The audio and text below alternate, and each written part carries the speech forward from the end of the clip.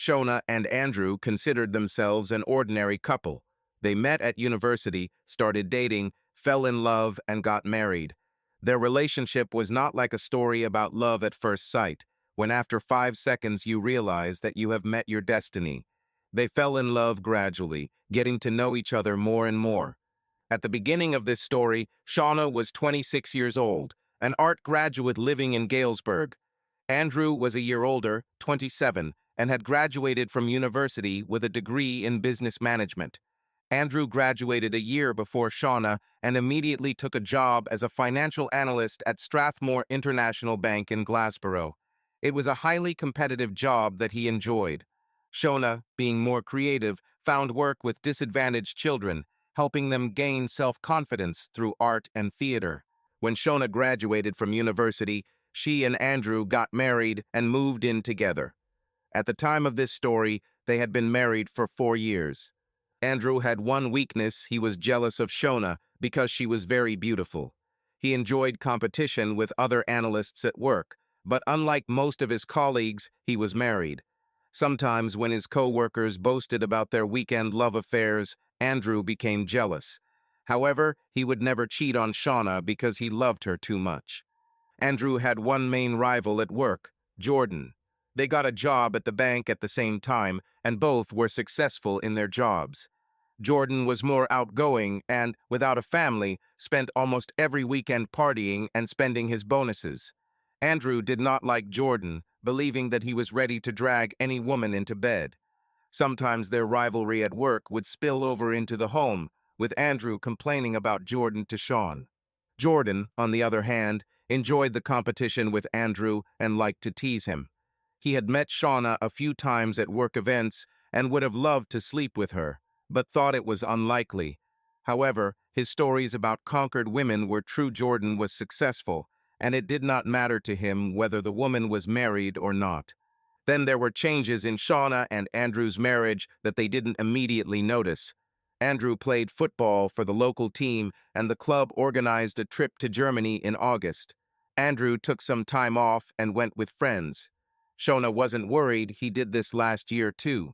She stayed at home, knowing that in November she would go with her friends to warmer climes. On Friday, while Andrew was away, Shauna went out for dinner and danced with her friends, Katie and Amy. They arrived at the Libertine Club around 10 p.m. and were having a great time, although Shauna was drinking a little more than usual. Paul, Robert, and Jamal noticed the three women and thought they were lucky. They came up and asked them to dance. The girls, feeling safe in each other's company, agreed and hit the dance floor. Robert danced with Shauna, gradually becoming more tactile, trying to understand her reaction. Shauna quickly put him in his place by telling him that she was married. Amy, being unmarried, became attracted to Jamal, which surprised Shauna, as she had never imagined that Amy would be interested in a man of a different race. Katie, being engaged, danced with Paul, but also stopped his attempts to be too intimate. Robert and Paul were unhappy with the developments and decided that alcohol might help. They offered to have a drink and chat. Shauna and Katie, feeling safe together, agreed. Amy and Jamal went off to dance again, forgetting about everything around them. Robert and Paul went to the bar for drinks and discussed the plan, trying to figure out how to achieve their goal. Outside the bar, Robert accidentally pushed someone and said, "Get out of my way," adding to Paul, "I'd love to have sex with Shauna. She's so hot and married." Paul replied, "I can't wait to see Katie's ring on my dignity." Then he added, "When are our wives coming back?" Robert replied, "Tomorrow. They're already home with the kids, so we have another night of fun." Robert pushed Jordan. Jordan recognized Shauna immediately when he looked in the direction Robert had returned to. He saw her at work events with Andrew. "I wouldn't mind getting under her skirt," he thought. Jordan noticed Robert standing at the bar, adding something to 2 drinks. Jordan loved women, but he always sought their consent, and the thought of mixing something in drinks disgusted him. He considered Robert a non-entity and decided to observe the situation. He couldn't turn to security because he noticed Paul shaking hands with one of the bouncers, after which he and Robert returned to the table. Shauna and Katie, discussing Robert and Paul, knew they needed to get Amy away from Jamal if she didn't cool down. However, Amy and Jamal continued to flirt openly like young lovers. Robert and Paul returned with drinks, continuing to question the girls, trying to stay close. But when they invited everyone to dance again, the girls felt wary. On the dance floor, Amy approached her friends and whispered, "I'm leaving with Jamal, he turned me on." Shona and Katie were stunned, but had no time to stop her as Amy had already quickly left with him. Jordan watched this and realized that he could not do anything, since Amy herself was ready for adventure. Robert and Paul, noticing that they were now 2-on-2, began to act more insistently. They tried to get closer to Shauna and Katie, but the girls became increasingly cautious, backing away and trying to keep their distance. However, this only encouraged men who perceived it as a game. Jordan ordered a pint of cider, walked up to where Shona and Katie were, and, when confronted by them, spilled his drink on Shona. Jordan pretended to be surprised and said, "Shauna, I'm so sorry, I didn't notice you, but I should have. Is Andrew here?" Although he knew that he had gone on vacation. The spilled drink sobered Shona up a little. Recognizing Jordan from working with Andrew, she became angry. "Idiot, you ruined my dress." Jordan replied, "I will pay for any losses." Shona was furious, but also realized that Robert and Paul were starting to overstep their bounds again. Robert and Paul tried to get Shauna and Katie away from Jordan, but Jordan understood their intentions and said, "You two, Shauna and Katie, better go home. Maybe the dress can still be saved. I'll call you a taxi because it's my fault." Robert and Paul objected. "It's okay, we'll take the ladies home ourselves." Jordan insisted. "No, it's my fault and I have to make sure they get home safe." He opened the Uber app and called a taxi, escorting the girls to the exit where they collected their coats and bags. When they reached the door, the taxi had already arrived. Jordan quickly put them in the car, got in himself, and the taxi took them to Shauna's house. On the spot, Jordan invited Shauna and Katie to rest, and he returned to the city center to continue having fun, since the night was still in full swing. When Shauna and Katie got home, Shauna took off her dress and opened a bottle of wine to discuss the evening. They didn't even have time to finish the first glass before they fell asleep on the sofa. Meanwhile, Robert and Paul at the club were beside themselves with anger at Jordan, but realized that there was nothing they could do now. They decided to keep a closer eye on him in the future. Jordan thought no more about Shauna and Katie and soon found a beautiful 30-year-old account manager who looked similar to Shauna to spend the night with. When they woke up in the morning, Shauna and Katie were surprised where they were and couldn't remember what happened the night before.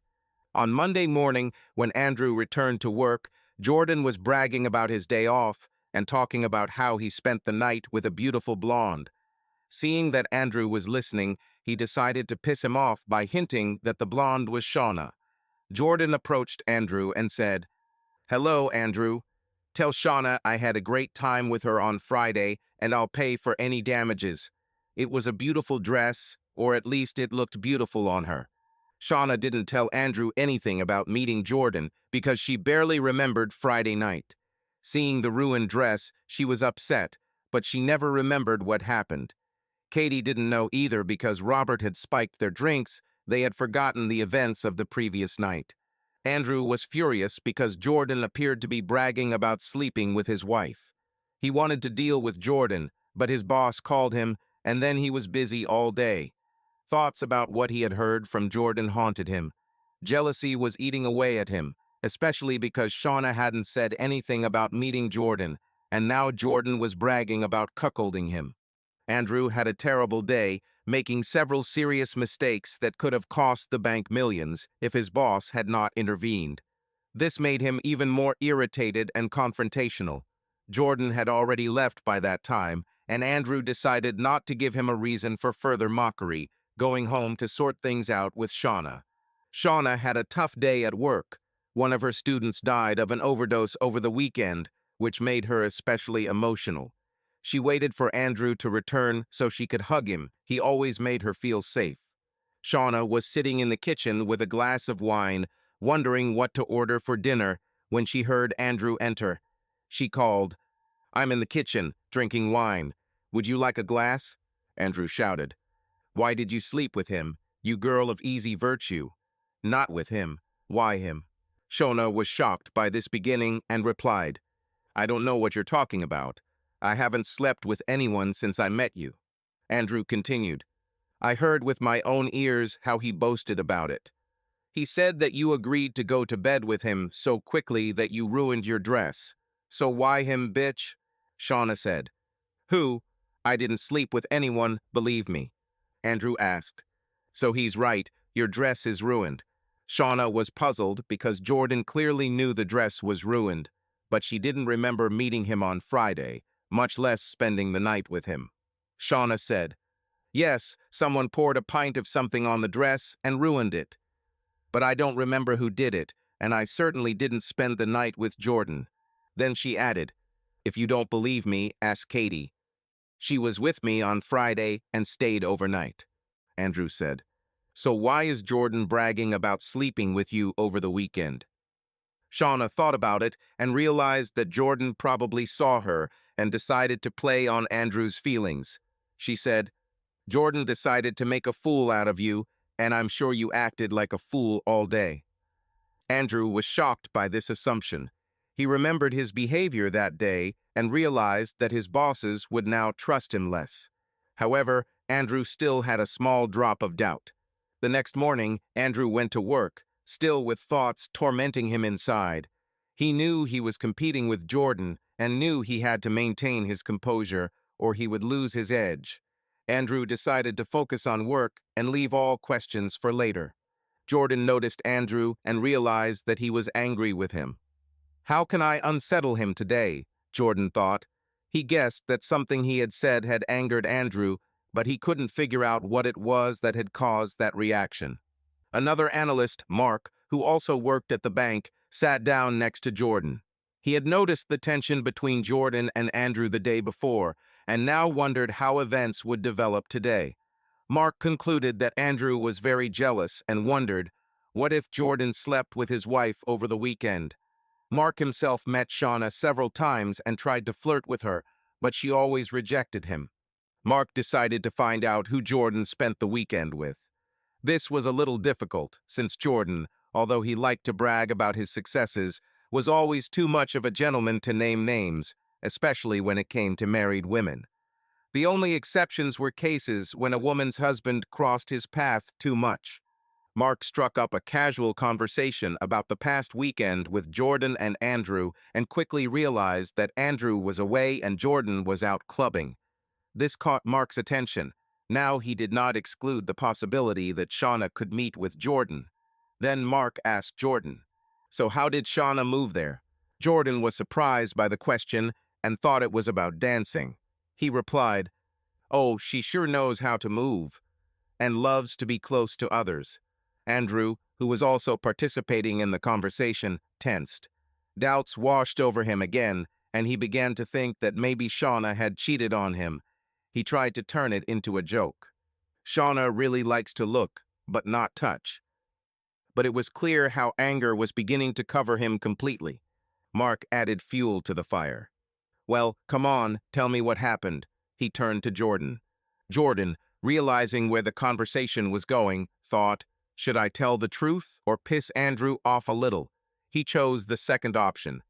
"Well, you know, I'm a gentleman. I never talk about details, especially when it comes to married ladies," he added with a grin. Andrew jumped up after these words and left the room, slamming the door. He knew that if he stayed, he would lose control and possibly his job. Andrew grabbed the phone and dialed Shauna's number. He needed to know if she cheated on him with Jordan. The call almost went to voicemail when Shauna answered. Shauna was surprised that Andrew was calling her from work, knowing there was a strict ban on personal calls during work hours. She replied, "Hello, dear, is everything okay?" Andrew shouted into the phone. "You are a dirty girl of easy virtue. Why did you sleep with him?" Shauna almost dropped the phone, but she held herself back and waited until Andrew was silent. When the line went quiet, She checked to see if he had hung up the call. Andrew was still on the line. Shauna knew she had to say something. "Andrew, don't shout. Do you want to discuss this tonight, or are you going to keep yelling?" Andrew realized that he had gone too far and tried to calm down. "I want to know what's going on between you and Jordan. Did you sleep with him?" Shauna, realizing how much Andrew hated Jordan, replied, "As I said yesterday, I didn't sleep with Jordan. I was with Amy and Katie, and on Saturday morning Katie stayed with us." "You talked to her yourself, she confirmed it to you," Shauna added. This statement put Shauna in an awkward position, as neither she nor Katie remembered getting home on Friday night. To avoid awkwardness, they agreed to assume that nothing had happened. "Jordan is just messing with you. You know I love you too much to cheat on you, especially with such a vile guy." Andrew still had his doubts. He trusted Shauna, but his jealousy, especially with Jordan, haunted him. "How did he know about the dress?" Shauna thought and replied, "Perhaps he saw me on Friday and noticed what happened to the dress, and now he's trying to piss you off." "Why don't you ask him what happened to the dress?" Andrew replied irritably. "Don't worry, I'm sure there's a logical explanation for this. See you in the evening, we'll talk." Shauna called Katie to see if she remembered anything about Friday night. But Katie remembered even less than Shauna herself. Katie came to Shauna to help. They tried to call Amy, but she didn't answer the phone. Shauna knew she needed to find out what happened on Friday night. She knew that Andrew had his colleagues' contacts stored on his computer at home, so she quickly found Jordan's number and wrote him a message. "Jordan, this is Shauna, Andrew's wife. We need to talk about Friday." Shauna hesitated before sending the message. She knew Jordan could use this to piss Andrew off even more, but she needed to know the truth. Shauna pressed send. She then opened a bottle of wine to drink with Katie as they tried to recapture the weekend's events. However, alcohol did not help clear up the memories. They tried calling Amy again, but only received a text. "I'm busy, I'll call you later." They both knew that when Amy gets a new boyfriend, she forgets about her friends until disappointment sets in. An hour later, Shauna received another text, this time from Jordan. He wrote, "Meet me at the Crystal Palace at 6 p.m. Shauna turned to Katie and said, "Damn, I have a meeting, but Andrew will expect me to be home at that time." Katie replied, "Tell Andrew that you need to go into town to get your dress dry cleaned. I'll stay here and try to convince him about Friday. Remember, it's important to me too that we stick to this story." Shauna sighed. "Yes, you are right." She then put on simple clothes, hoping that it would make it clear that she was not interested in Jordan, regardless of what happened over the weekend, and went to the pub. Before this, Shauna had stopped at a dry cleaner on Elizabeth Street, which was famous for returning clothes to perfect condition, and left her dress there. Then she headed to the city center. Jordan was already sitting in the pub and ordered 2 drinks, a mojito for himself and a non-alcoholic Bloody Mary for Shauna. He handed her the drink and explained what it was. Jordan said he thought Shauna probably wouldn't want to drink alcohol. "So what happened?" asked Shauna. Jordan replied, "You look amazing when you're angry, and these clothes look great on you." "Fuck you," Shauna replied sharply. "Tell me what happened." Jordan chuckled. "SHHTSH, such words do not suit beautiful ladies." Shauna got angry at his tone. "If you're not going to tell me anything, I've wasted my day. I'm leaving, but I'll remember what an idiot you are." Jordan raised his hands in a conciliatory gesture. Okay. This will be in 2 parts. I'll tell you the second one first." "Let's get to the point," Shauna said. Jordan continued.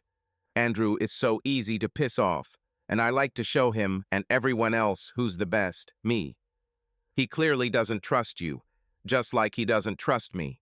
Well, I understand. He knows how successful I am with women. If you want, I can give recommendations." "You could use a little less self-praise sometimes," Shauna interrupted. "Andrew needed to be reminded who's boss, and he let me do it this week. That's why I teased him." "Do you know that you are a bastard?" Shauna interjected. "Sometimes," Jordan continued, but I like to win fairly. And now about Friday night. You were with your friends at the bar. A couple of men tried to picture you and your friends. One of your friends even went out with one of their friends. These guys were married, but without rings. They tried everything to seduce you, but you and your friend rejected them. As they went to the bar to get drinks, I overheard them talking about adding something to your drink. I couldn't do anything while they were at the counter except watch. When I saw that they made a move, I approached you. You looked a little out of it, so I poured a pint of beer on you. Then he insisted on putting you and your friend in a taxi and taking you home. Make sure you got there safely, and then found someone to comfort the brave hero. That's the whole story, except for how I pissed Andrew off. But he deserved it. Shauna was shocked. Firstly, by how close she had come to something terrible, and secondly, by the fact that she began to see Jordan in a different light. He turned out to be not such a complete scoundrel. Why didn't you tell Andrew what happened? Why did you tease him like that? She asked, although she knew it was just part of their games. Do you want me to tell him the truth? That I protected his lady love because he himself was not there? Jordan replied. Just stop teasing him. I'll try to find a way to tell him the truth, Shauna said. Okay. By the way, how much do I owe you for the dress? Shauna laughed and said, £500 for a new dress. Although the cleanup only cost her £30, the thought of beating Jordan lifted her spirits. No problem. Here's the money, Jordan said, plopping down £500 cash in front of her. Shauna was surprised that he was carrying around that much money, but then she remembered how well Andrew was paid and thought that Jordan probably made just as much. The next day at work, Jordan decided not to bully Andrew and focused on making money for the bank. Andrew was glad he didn't have to listen to the bullshit again. When Mark tried to bring some tension into the office, Jordan stopped it. Enough, we are here to make money.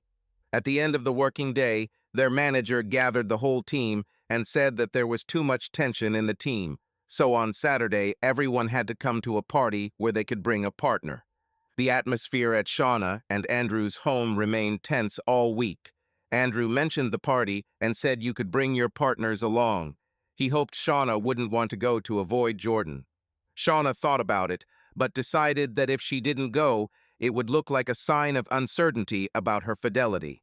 Let's go for an hour, and then we'll go to the club, she suggested.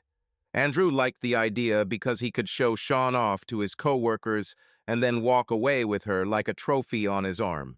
They both dressed up for a night out on the town, deciding that they would spend just a little time at the party and then head to the club to party until the early hours. The party took place at the Reform Club in the city center, and soon Shauna and Andrew were dancing with all their might. As Andrew headed to the bar for drinks, he noticed Jordan arrive with a beautiful female companion. This calmed him down a little. Jordan decided to use the party to demonstrate his ability to attract beautiful women, as well as to bury the hatchet with Andrew. Seeing Andrew carrying drinks to Shauna, he approached them. He began, Andrew, I must apologize to you. I went too far with the Shauna jokes. I shouldn't have done that. The presence of a beautiful woman next to him made this speech easier. I did see Shauna last week, but nothing happened.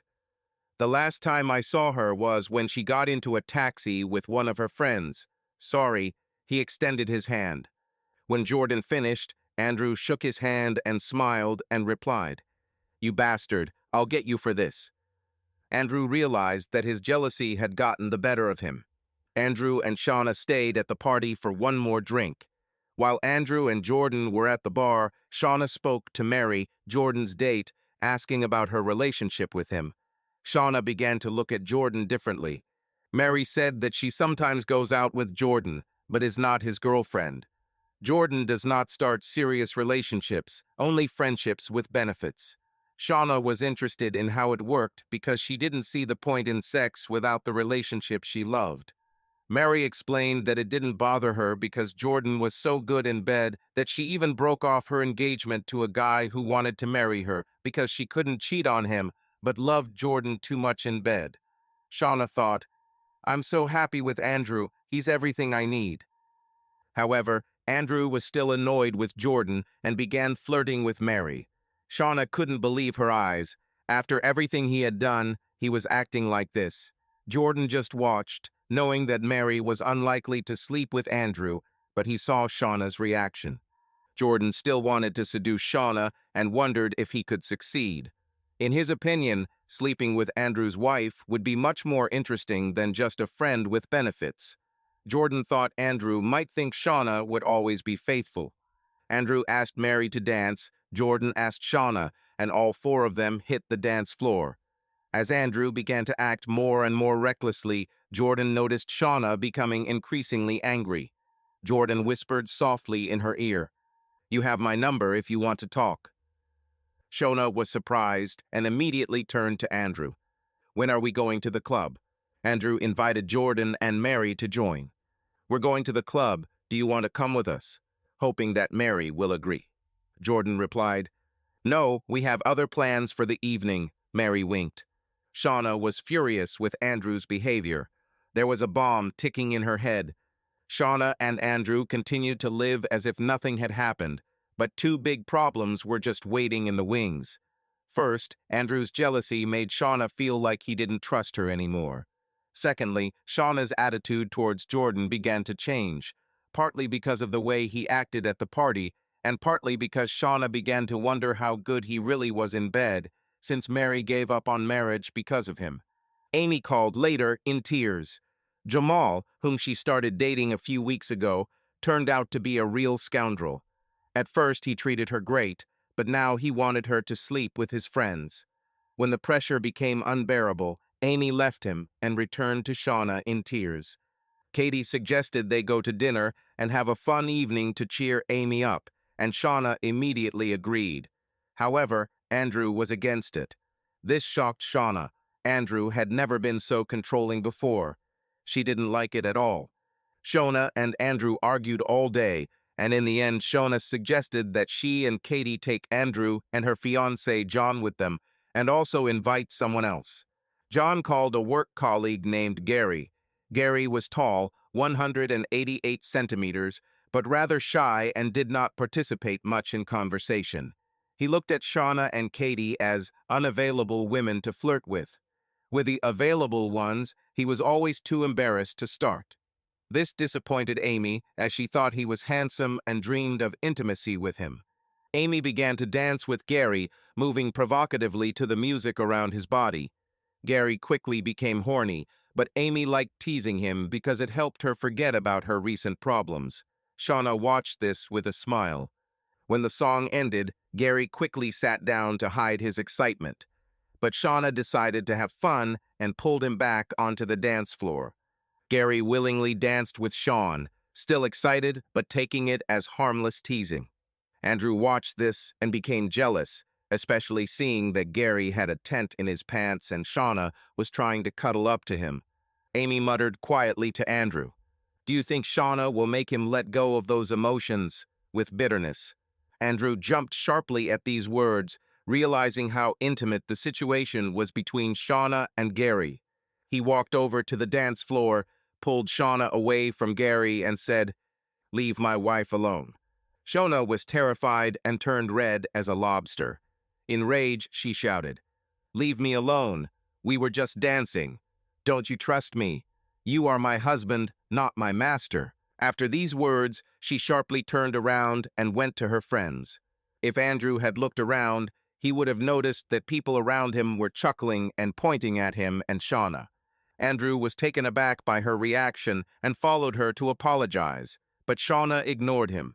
Gary, feeling guilty about what had happened, put on his coat and left, telling John that he was sorry for ruining the evening and that he would see him on Monday at work. Shauna immediately jumped up and caught up with Gary. "You didn't ruin anything," she said. "This idiot is to blame, and you were just having fun."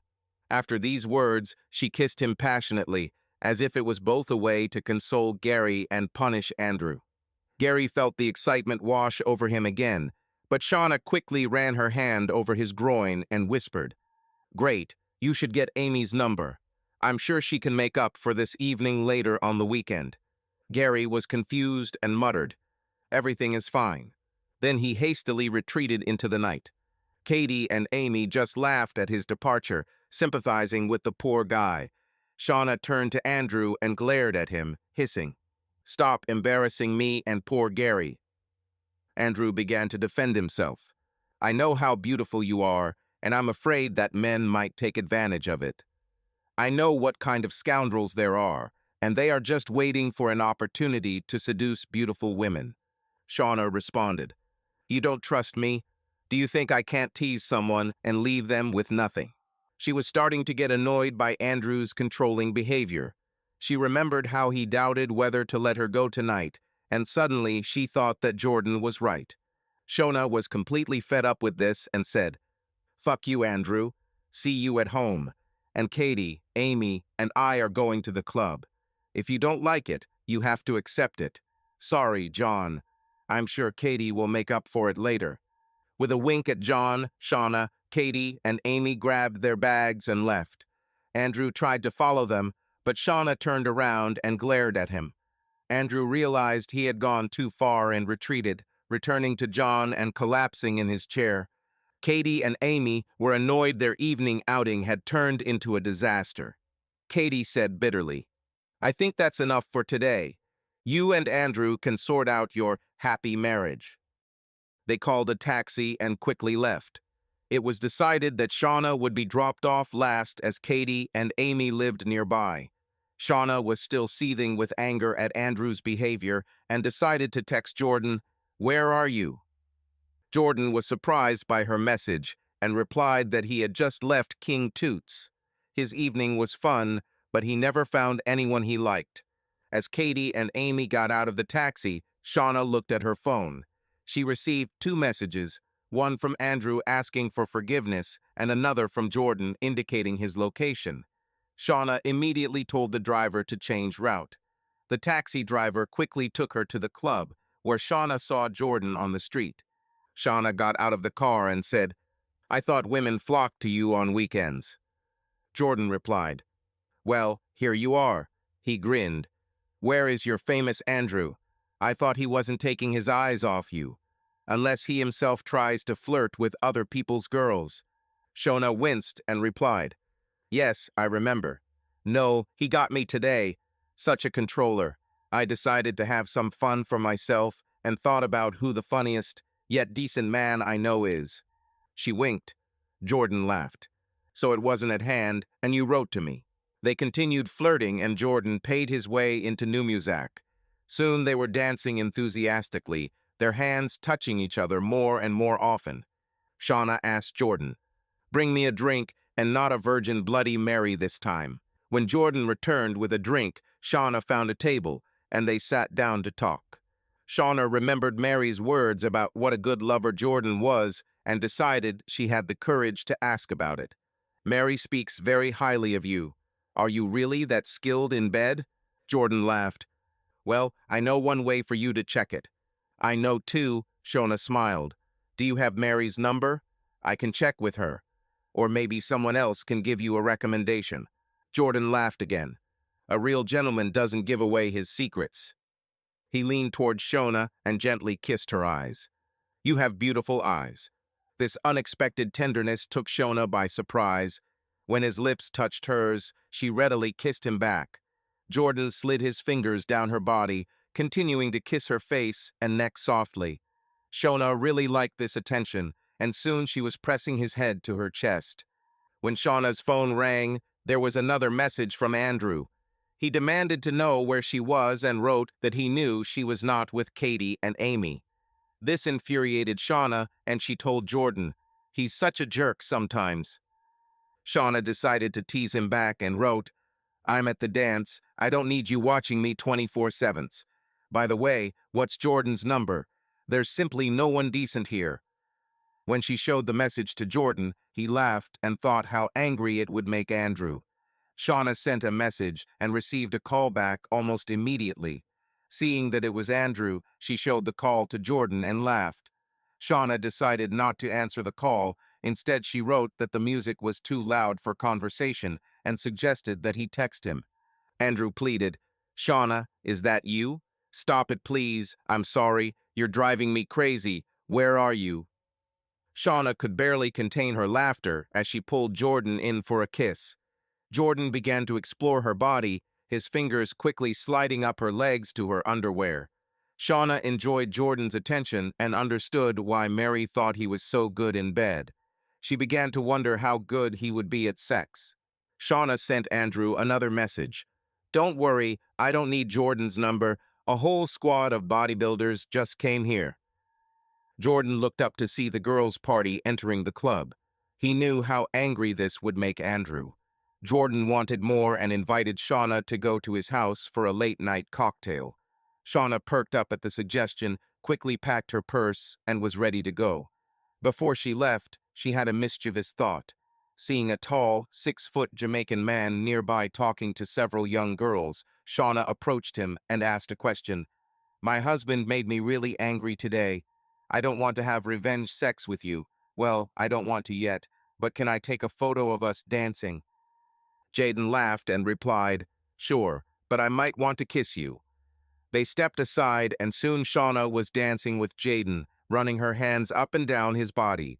Shauna thought, if he wants to be jealous, let's give him a reason. Jordan smiled as he took the photos. Shauna kissed Jaden tenderly, but he kissed her back passionately as Jordan continued to take photos. Jordan tapped Sean on the shoulder, smiled at Jaden, and said, "We should go." They left the club, giggling along the way. It was only 5 minutes to Jordan's downtown apartment. As they entered the apartment, Jordan asked, "Do you want a nightcap or a cup of coffee?" Shauna, feeling very horny after dancing with Jaden, turned to Jordan and said, "You're the only thing I want right now. Although that may change," she added with a smile. Jordan walked up to Shauna, pulled her head towards him, and began kissing her passionately. Their tongues intertwined, exploring each other. Shauna had not felt such passion for a long time. She felt his hands running through her hair as he tried to transfer all his energy to her. Shauna began to pull away to begin undressing him.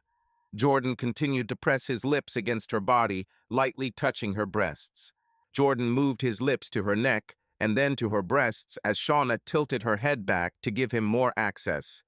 Then she knelt down and unbuttoned his shirt, pulling it out of his trousers and kissing his body, going lower and lower. She unbuckled his belt and unzipped his pants. Jordan looked at her with desire and asked, "Are you looking for something?" Shauna approached him, squinting her eyes, and said with a smile, "I think I found it. Is this all for me?" She playfully ran her hand over his chest, exploring every muscle line. Jordan felt his heart begin to beat faster. She lightly touched his shoulder and whispered, "Are you always this mysterious, Jordan?" Her voice was low and soft, but there was a hint of sass in it. He chuckled but said nothing, allowing her to take the lead. Shona continued to get closer, her gaze filled with an intriguing mixture of curiosity and challenge. "You know, I don't usually do things like that," she began, leaning closer to whisper in his ear, "but it's different with you." Jordan watched her movements carefully, feeling the tension building between them. Her words, her confidence, all this fascinated him.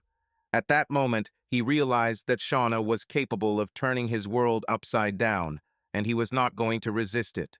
She pulled back, looking at him with a challenging smile, and said, "Well, I think we both have an answer to that question." Her courage sparked new emotions in him, and he knew that this moment would remain in his memory for a long time. Jordan smiled, picked her up, and kissed her on the lips. She was surprised because Andrew had never kissed her after she had pleased him. Jordan continued to kiss her neck and ears, whispering, "Well, that was my start. Now it's your turn." Shauna replied, "Turn on the music and sit on the chair. I'll give you an amazing dance."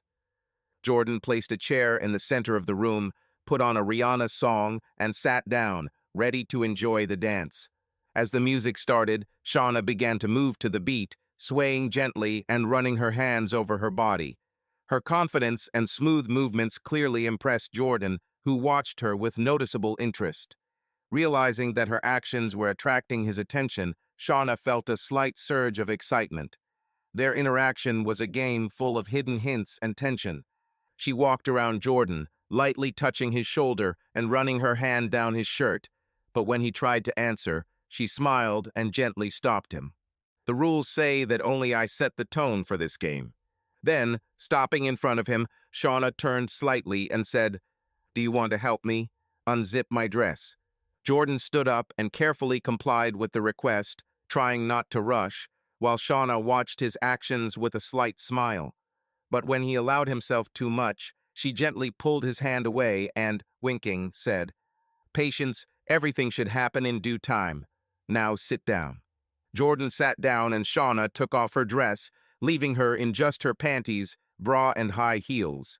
She tossed her dress aside and continued dancing to the music, twirling around Jordan. She swayed her breasts in front of him, then turned her back and seemed to rub against him, imitating the movements. Jordan became increasingly excited, eagerly awaiting the moment when he could take possession of Shauna. Her bra clasped in the front, and she slowly undid it, then clasped it back again, slightly teasingly. This little dance between them lasted for several moments, adding to the tension. Soon the bra was on the floor next to the dress. Shauna began circling Jordan again, touching him playfully and swatting him away when he tried to touch her shoulders. Then she stopped, took a step back, and, smiling lightly, took off her panties, turning away from him. She paused for a moment, as if collecting her thoughts, and then turned to him with a sly smile. "Surprised?" she asked, looking at him with a challenge in her eyes. Jordan, amazed at her courage, only grinned in response. Shauna came closer and said quietly, "I hope you're ready."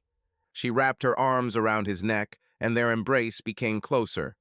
Jordan picked her up, and she wrapped her legs around his waist.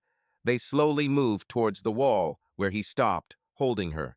"It seems like we'll have something special," he said with confidence, looking her straight in the eyes. Shauna just smiled back, her laugh sounding like a promise.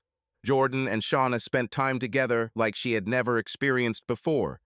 Her heart beat faster from how much he understood her desires and feelings. He was attentive to her, trying to give her maximum pleasure. After they spent a passionate evening together, Jordan, without losing tenderness, moved her to the bedroom. He carefully covered her, but could not resist once again expressing his affection. Jordan gently kissed her arms, her neck, studying her reaction, and she smiled, feeling wanted. A phone call broke their idyll. It was Andrew, and Shauna realized she was in for a difficult conversation. However, looking at Jordan, she realized that now she wanted to stay here, in this moment where she felt like herself. "It's Andrew," she said calmly, turning off the phone. Jordan, noticing her choice, just chuckled slightly and replied, "You are here, and that's the main thing." Shauna felt like she was taking a step towards something real for the first time, something she might have been looking for a long time. Take the phone and see what he wants. Shauna reluctantly agreed, realizing that Jordan wanted to take advantage of the situation again to tease Andrew. She went to the phone and saw the message. Andrew was alternately angry and apologetic. He wrote, "Where are you, girl of easy virtue? I hope you behave," or, "I'm sorry, please don't do something you'll regret later." Shauna looked at Jordan and said, "Andrew calls me a girl of easy virtue or humiliatingly apologizes." Jordan, contemplating his next move, suggested, "I have an idea. Remember the photo we took of you and Jaden? Send it with a text. Apologize, otherwise I'll find something to do with myself this evening. It will make you look cocky, but it won't show that you are here with me." Shauna smiled with delight. It was a great idea. She quickly typed a message. "Apologize, otherwise I'll find something to do with myself. I haven't started yet, but I'm ready and capable," and attached a photo. Clicking send, she waited for a response. The wait was not long, although time passed painfully slowly for Shauna. During this time, Jordan suggested opening a bottle of wine to while away the wait, and they moved to the kitchen. Both were completely naked. Jordan, as if emphasizing his power, freely ran his hands over Shauna's body, either caressing her breasts or stroking her hips. He showered her with compliments. "You are beautiful, and in bed you are a real tigress." These words inspired Shauna, raised her self-esteem, and Jordan knew that this was exactly what she needed right now. Soon the phone rang again with a new message from Andrew. "I'm sorry, I'm so sorry, please don't do this." Shauna looked at the screen with a grin and showed the message to Jordan. He smiled smugly and said, "It's a little late for an apology, isn't it?" Shauna asked. What should I answer him? Jordan thought for a minute and said, "Why don't you return to him, pretending to be a slutty but faithful wife? And I'll see you later." Shauna replied, "Don't you want one more time? I love your size. Come on, take me one more time."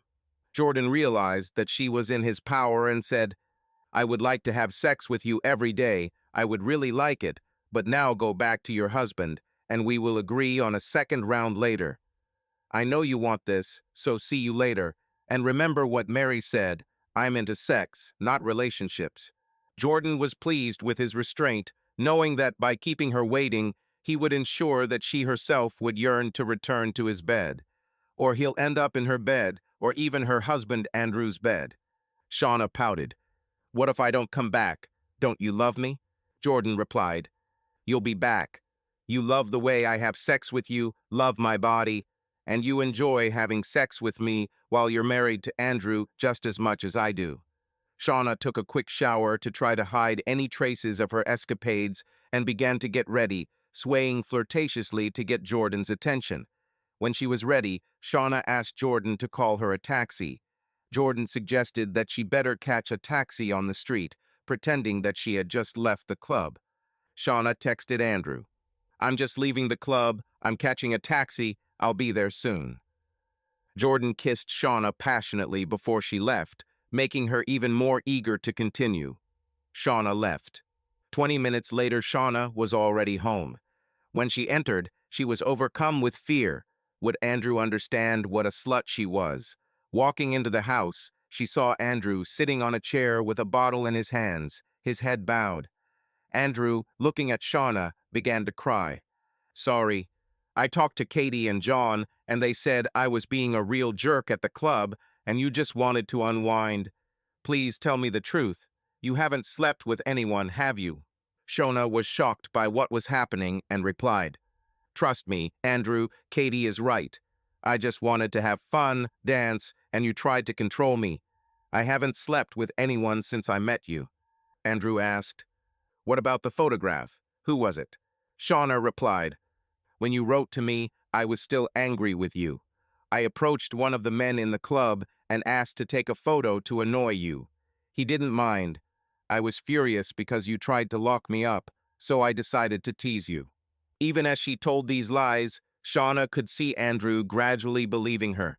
Andrew said, "Okay, you really came home quickly as soon as I wrote.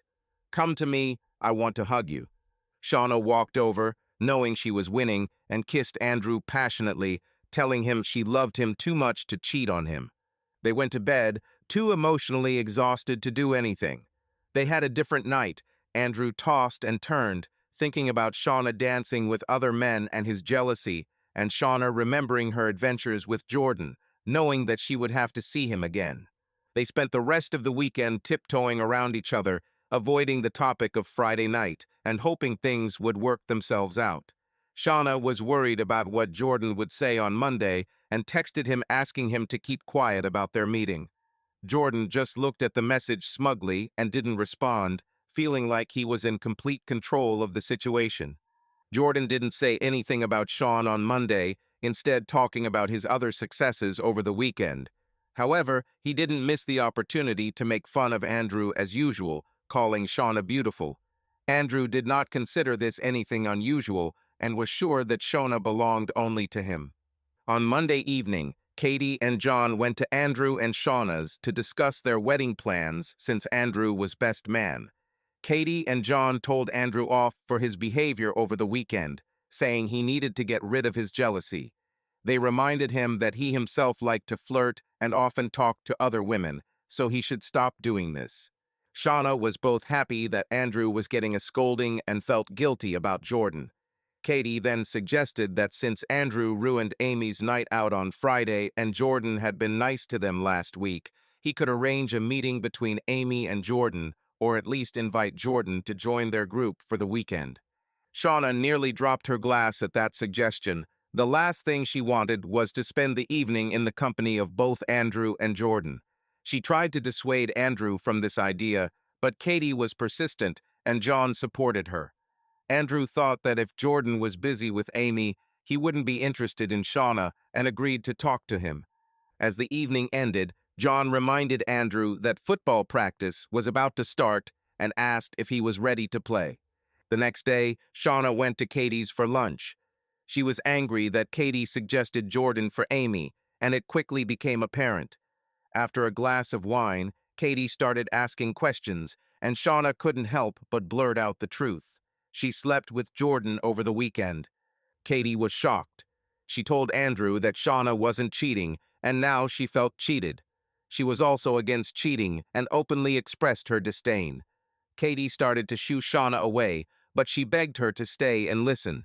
Katie sat down and said that she wanted to know why Shauna did it, but she didn't want to hear any details because they would only disgust her. Shauna started by trying to blame Andrew, his jealousy, and how she tried to get rid of it. Katie countered that he seemed to have every reason to be jealous, especially since Shauna had called him out on him last night, even though she had cheated on him. Katie wanted to know more. Shauna then revealed that she met Jordan last week, and he impressed her with his confidence and the way he acted like a true gentleman. He just turned out to be what she imagined the ideal man to be, especially after she was told he was great in bed. Subconsciously, she began to feel attracted to Jordan, and when Andrew acted like a jerk again, that was the last straw. Katie scornfully asked if Sean loved Jordan and if she was going to be honest with Andrew. This made Shauna question her feelings for Jordan and Andrew. As she thought about it, Katie reminded her what Andrew had given her, what a wonderful lifestyle she had now, that she could do charity work because he paid all the bills and truly loved her. Shauna felt even more guilty because despite his jealousy, Andrew was otherwise a wonderful partner who always supported her. But then she remembered Jordan and realized that she had to be with him again. Katie then asked how well Shauna knew Jordan and if he was interested in anything other than pissing Andrew off. Shauna was confused because all she knew was what a good lover he was, and his apartment didn't reveal any details about him. Shauna realized that she was only attracted to Jordan because he was so masculine and confident. Katie asked if Jordan wanted to marry her, which made Shauna remember Mary saying that Jordan was only interested in sex. Katie reminded Shauna that Jordan was due to come over on Friday and suggested that she break things off with him early, or they would have trouble maintaining their friendship. Katie was fuming that Shauna had embarrassed her and made her feel cheated. Meanwhile, at work, Andrew asked Jordan if he was free on Friday to join him and his friends for dinner. Jordan was surprised by this unexpected courtesy, but quickly agreed. Andrew suggested inviting a few beautiful women so Jordan wouldn't have to flirt with Shauna. Jordan responded that she would probably be the most beautiful woman at the party. This irritated Andrew because his jealousy was still kicking in, but he also thought that Shauna was beautiful and that she belonged to him. Andrew also invited Jordan to join his amateur soccer team, noting that practice would be on Wednesday night. Shauna bought a new phone, which Andrew didn't know about, so she could text Jordan. Soon she was sending him a message, praising him in bed and confessing how much she loved having sex with him. Shauna felt very guilty about continuing her relationship with Jordan, but knew that he had won her mind with his passionate behavior. She pretended the messages were about ending the relationship, but deep down she doubted she could keep her promise to Katie. When Shauna and Andrew made love on Monday night, for the first time in her life, she pretended that Andrew was great in bed. She tried to compensate for her betrayal. On Wednesday morning, Shauna received a text. "My place, 6 p.m." It was from an unknown number. Shauna panicked as she was planning to meet her colleagues. She texted Jordan, "I can't, I have work to do." In response, a message came, "This chance comes once in a lifetime." Shauna replied, "Please, another time I can't." Then a photo came from the same number that showed a naked Jordan. Shauna was torn. She hadn't told her friends about Jordan, but she missed him so much. She wanted to say no and meet her colleagues, but the temptation was too strong. Shauna called her friend Kelsey from work and said, "I can't come, so I decided to surprise Andrew. If he asks, say that I was with you." Kelsey jokes, "Have you taken a lover, you dirty girl?" implying that this is a joke. Shauna responded, "You know I'm only with Andrew, no matter how annoying he can be." After finishing the call, Shauna texted Jordan, "See you tonight." The response message read, "Dress code, cocktail dress and heels, nothing else." 9 hours later, Shauna was sitting in a taxi feeling incredibly slutty. She put on makeup, tidied herself up, and constantly adjusted the hem of her dress so that it would not ride up. She enjoyed the taxi driver's reaction and decided to tease him by running her fingers along her thigh. This turned her on even more. Suddenly, the car almost collided with the bus, a horn sounded, and someone shouted, "Watch where you're going, you idiot." Shauna was enjoying her game until she got to Jordan's house. Approaching the door, she rang the bell, but no one answered. She began to worry that she had the wrong address or had been set up. Then a message came. "You are 10 minutes late. Go to the Stream Bar, sit at the bar, and order a cocktail." Shauna looked around, noticed a bar across the street, and quickly headed there so that no one would see her. After ordering a cocktail, she realized that Jordan was playing with her. She couldn't leave, so she sat down to wait. After some time, they brought her a drink for which she did not pay. Finding out that it was a gift from a man at the end of the bar, she looked around, hoping to see Jordan, but was disappointed to notice a fat old man with bad teeth. At this moment, the door opened and Jordan walked into the bar with two friends. He looked like he knew them very well. Shauna stood up from her seat to go to Jordan and greeted her with a kiss, first tenderly, then passionately pulling her towards her. Jordan said, "Hi, this is Michael and Assad. They live below me. This is Shauna, my friend." Assad said, "Well, if that's how you greet your friends, no wonder women are chasing you." He invited them to have a drink and sit down at the table. Michael went to get drinks, Jordan and Shauna sat together, and Michael and Assad sat across from them. It quickly became apparent that Michael and Assad were a couple and very comfortable with Jordan. Assad asked, "So how did you two meet?" Jordan said, "Through a mutual friend," winking at Shauna as he said it. Jordan started running his hands up and down Shauna's legs. She loved the feeling and thought that all the people in the bar were bringing out the exhibitionist side in her. Jordan continued, "She really loves sex." Shauna spat out some of the drink she was drinking. Michael and Assad noticed the rings and smiled. They knew Jordan was single. Jordan treated them great when they moved in, and when a couple of locals insulted them, Jordan stood up and immediately defended them, and one time almost got into a fight. This strengthened their friendship, and since Jordan was not interested in men, there was no jealousy, although both would like to spend time converting him to their faith. Jordan continued to slide his hand down Shauna's leg, and when she realized she did as she was told, Jordan touched her hand softly, causing Shauna to flutter, and then moved his hand away, causing her to frown slightly at the sudden pause. With a smile, he suggested, "I have a couple of cocktail mixers at home. Let's try to prepare something." Shauna immediately agreed and finished her drink, feeling like she was enjoying her time with Jordan. Grabbing his hand, she confidently led him out of the field, her energy and mood betraying joyful anticipation. When she reached Jordan's house, Shauna turned to him and gently touched his shoulder. They began to joke and laugh, as if forgetting about everything in the world. Their communication became even more relaxed. Jordan helped her take off her coat, and they both felt how easy and natural they were together. Jordan carried Shauna into the bedroom and laid her on the bed. He touched her tenderly, kissing her neck, sliding his lips along her collarbones and shoulders. They laughed as he lightly touched her belly button, which made Shauna laugh a little. Gradually, their embrace became more and more passionate, and they enjoyed each other's closeness, allowing their feelings to rule the moment. As their breathing became faster, Shauna whispered that Mary was right about Jordan. He was great at giving pleasure. Jordan smiled and removed his shirt, intending to bring her even more joy. Their kisses and caresses became deeper and deeper. They forgot about time, completely surrendering to the feeling of mutual attraction. Soon their voices merged into a barely audible whisper, and their faces burned with excitement. Shauna, leaning back against the pillows, smiled and felt herself becoming dependent on this closeness, on Jordan's touch and gaze. As she extended her hand towards him, a mischievous sparkle lit up in her eyes. Jordan, smiling, leaned closer to answer her hidden question.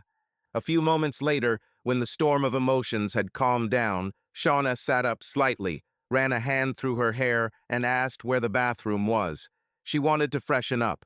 Jordan pointed in the direction, and then, unable to resist, took a few pictures with his phone, capturing her contented smile, playful look, and slight dishevelment after their carefree solitude. Jordan pointed to the bathroom and Shauna entered. She was disappointed because she wanted Jordan to join her, but he was just laying on the bed. Shauna took a quick shower and then felt the door open and realized Jordan had come to join her. He said, "I thought I could wash your back," and began running his fingers down her body, kissing her back and pressing her against her side. Jordan approached Shauna carefully, his gaze full of sincerity and strength. He looked into her eyes carefully, as if he wanted to read all her thoughts, and touching her hand, he said, "You are amazing, do you know that?" Shauna felt her heart beat faster. These words were simple, but they had so much depth and emotion that she couldn't help but smile. She leaned slightly towards him to feel his presence even closer. "You are important to me," she answered quietly but confidently, lowering her eyes. This recognition meant more to her than she could express in words. There was a moment of silence between them, but it was not awkwardness, but silence filled with meaning. Jordan, as if feeling the full significance of the moment, ran his hand over her shoulder, as if making it clear that he was here, nearby, and would always be. "With you, I can be myself," Shauna continued, looking up. These words touched Jordan to the core. He understood that their connection was unique, that between them was not just affection, but something much more. Time seemed to stand still. Every gesture, every look said more than words could say. It was a moment when two hearts beat in unison, when everything around lost meaning except their small world. They sat next to each other, enjoying each other's warmth, and every moment spent together seemed priceless. At that moment, they knew that something wonderful was ahead of them, and their bond would only grow stronger. When they finished, they went to get dressed. It was only 8 p.m., but Shauna knew Andrew would be back from football practice at 9, so she had to get home.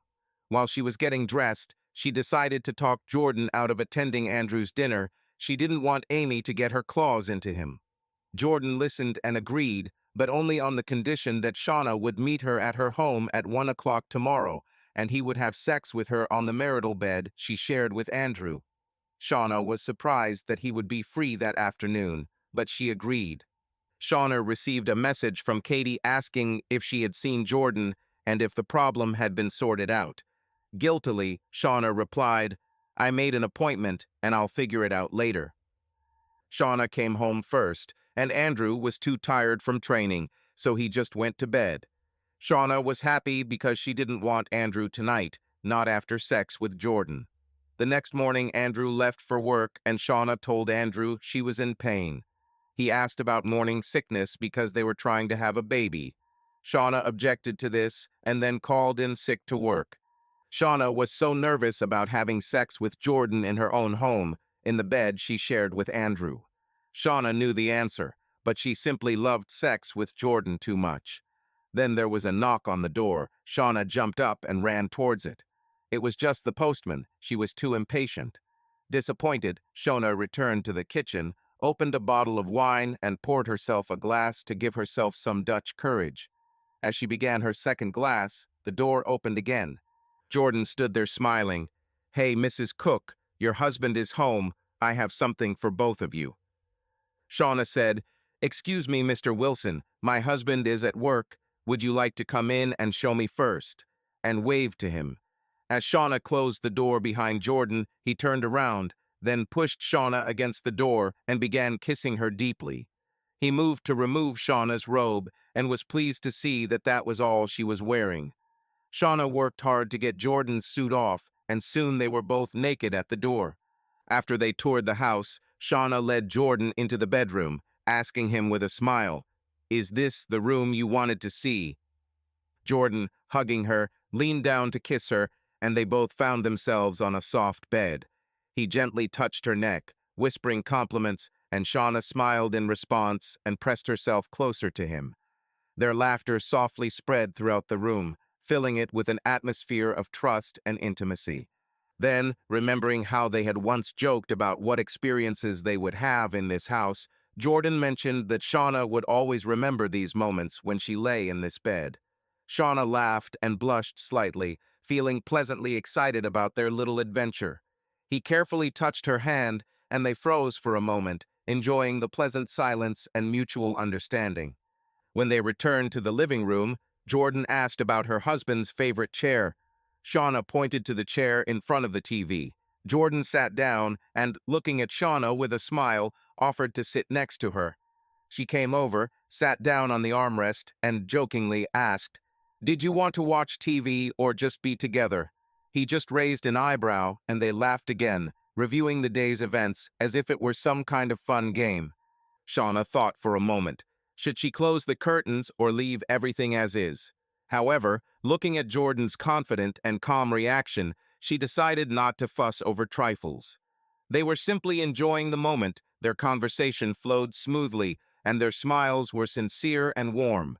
So, without further ado, they spent time joking, telling each other funny stories, and sharing their impressions. There was a pleasant atmosphere of lightness and trust in the house. Jordan took a few neutral photos, something like fun snapshots, to remember the unusual encounter.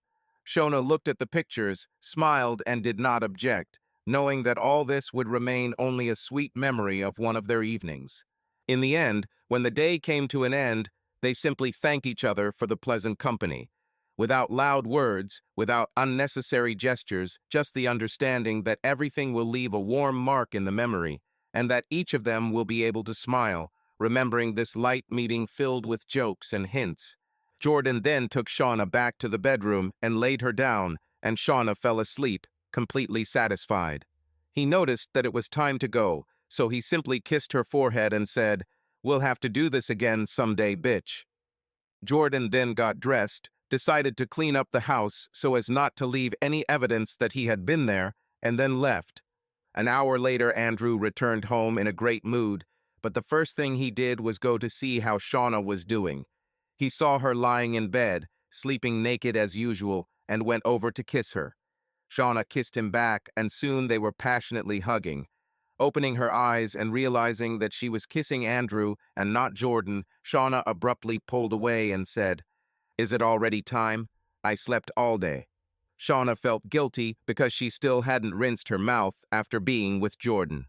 Andrew was in too good a mood to notice that Shauna was a little distant and asked happily, "Are you feeling well enough to go somewhere? We need to celebrate. What's the good news? Have you found a new job?" asked Shauna. "Yes and no," Andrew answered with delight. Jordan left. "He has a new job in New York and starts on Monday. He was sent home from work this morning, and I am now a senior trader. I'm in charge." Andrew didn't notice how Shauna's face contorted in panic at the thought of Jordan leaving.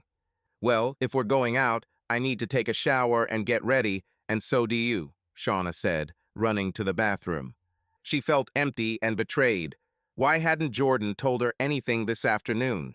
Is she really such a fool and a girl of easy virtue? Shauna grabbed a towel so Andrew wouldn't hear her crying about Jordan. She was shocked. While Andrew was getting ready, Shauna sent Jordan several messages, reprimanding him for not telling her he was leaving and begging him to meet her before he left. A stupid thought flashed through her mind. What if she could persuade him to stay? Jordan replied, "Farewell party at Stream Bar on Saturday from 9 to late. The dress code is the same." Shauna was terrified. She was dying to have sex with him again, but how could she get out on Saturday night? She understood that her passion was pushing her to do things she shouldn't do. Andrew and Shauna went out to dinner, but the evening was again almost ruined by Andrew's behavior. When several men started staring at Shauna, He almost got into a fight with them. Shauna had to pull him away, and they left the restaurant without waiting for dessert. She was angry that the evening had been ruined again because of Andrew, but she had an idea. "You need to learn to control yourself," Shauna said. Andrew promised he would try. Then Shauna suggested, "Let's go somewhere on Saturday. But if you can't control yourself, I'll leave you." Andrew was confused. He didn't want to admit that he couldn't trust himself, so he agreed that they would go and he would behave himself. Shauna was happy with her plan. She knew Andrew wouldn't be able to handle his jealousy. That night, to reward Andrew for his promise and success at work, Shauna pleased him. It even seemed to her that his size was smaller than Jordan's. After that, they went to bed like a boring married couple. On Saturday, they went to a club called YOLO, and soon they were dancing. Andrew was drinking and Shauna wanted to continue dancing, but Andrew chose to rest. Then a man approached Shauna and asked her to dance. Andrew waved his permission, although he was seething with jealousy. But when the man's hand slid from Shauna's elbow to her buttocks, Andrew jumped up and rushed at him.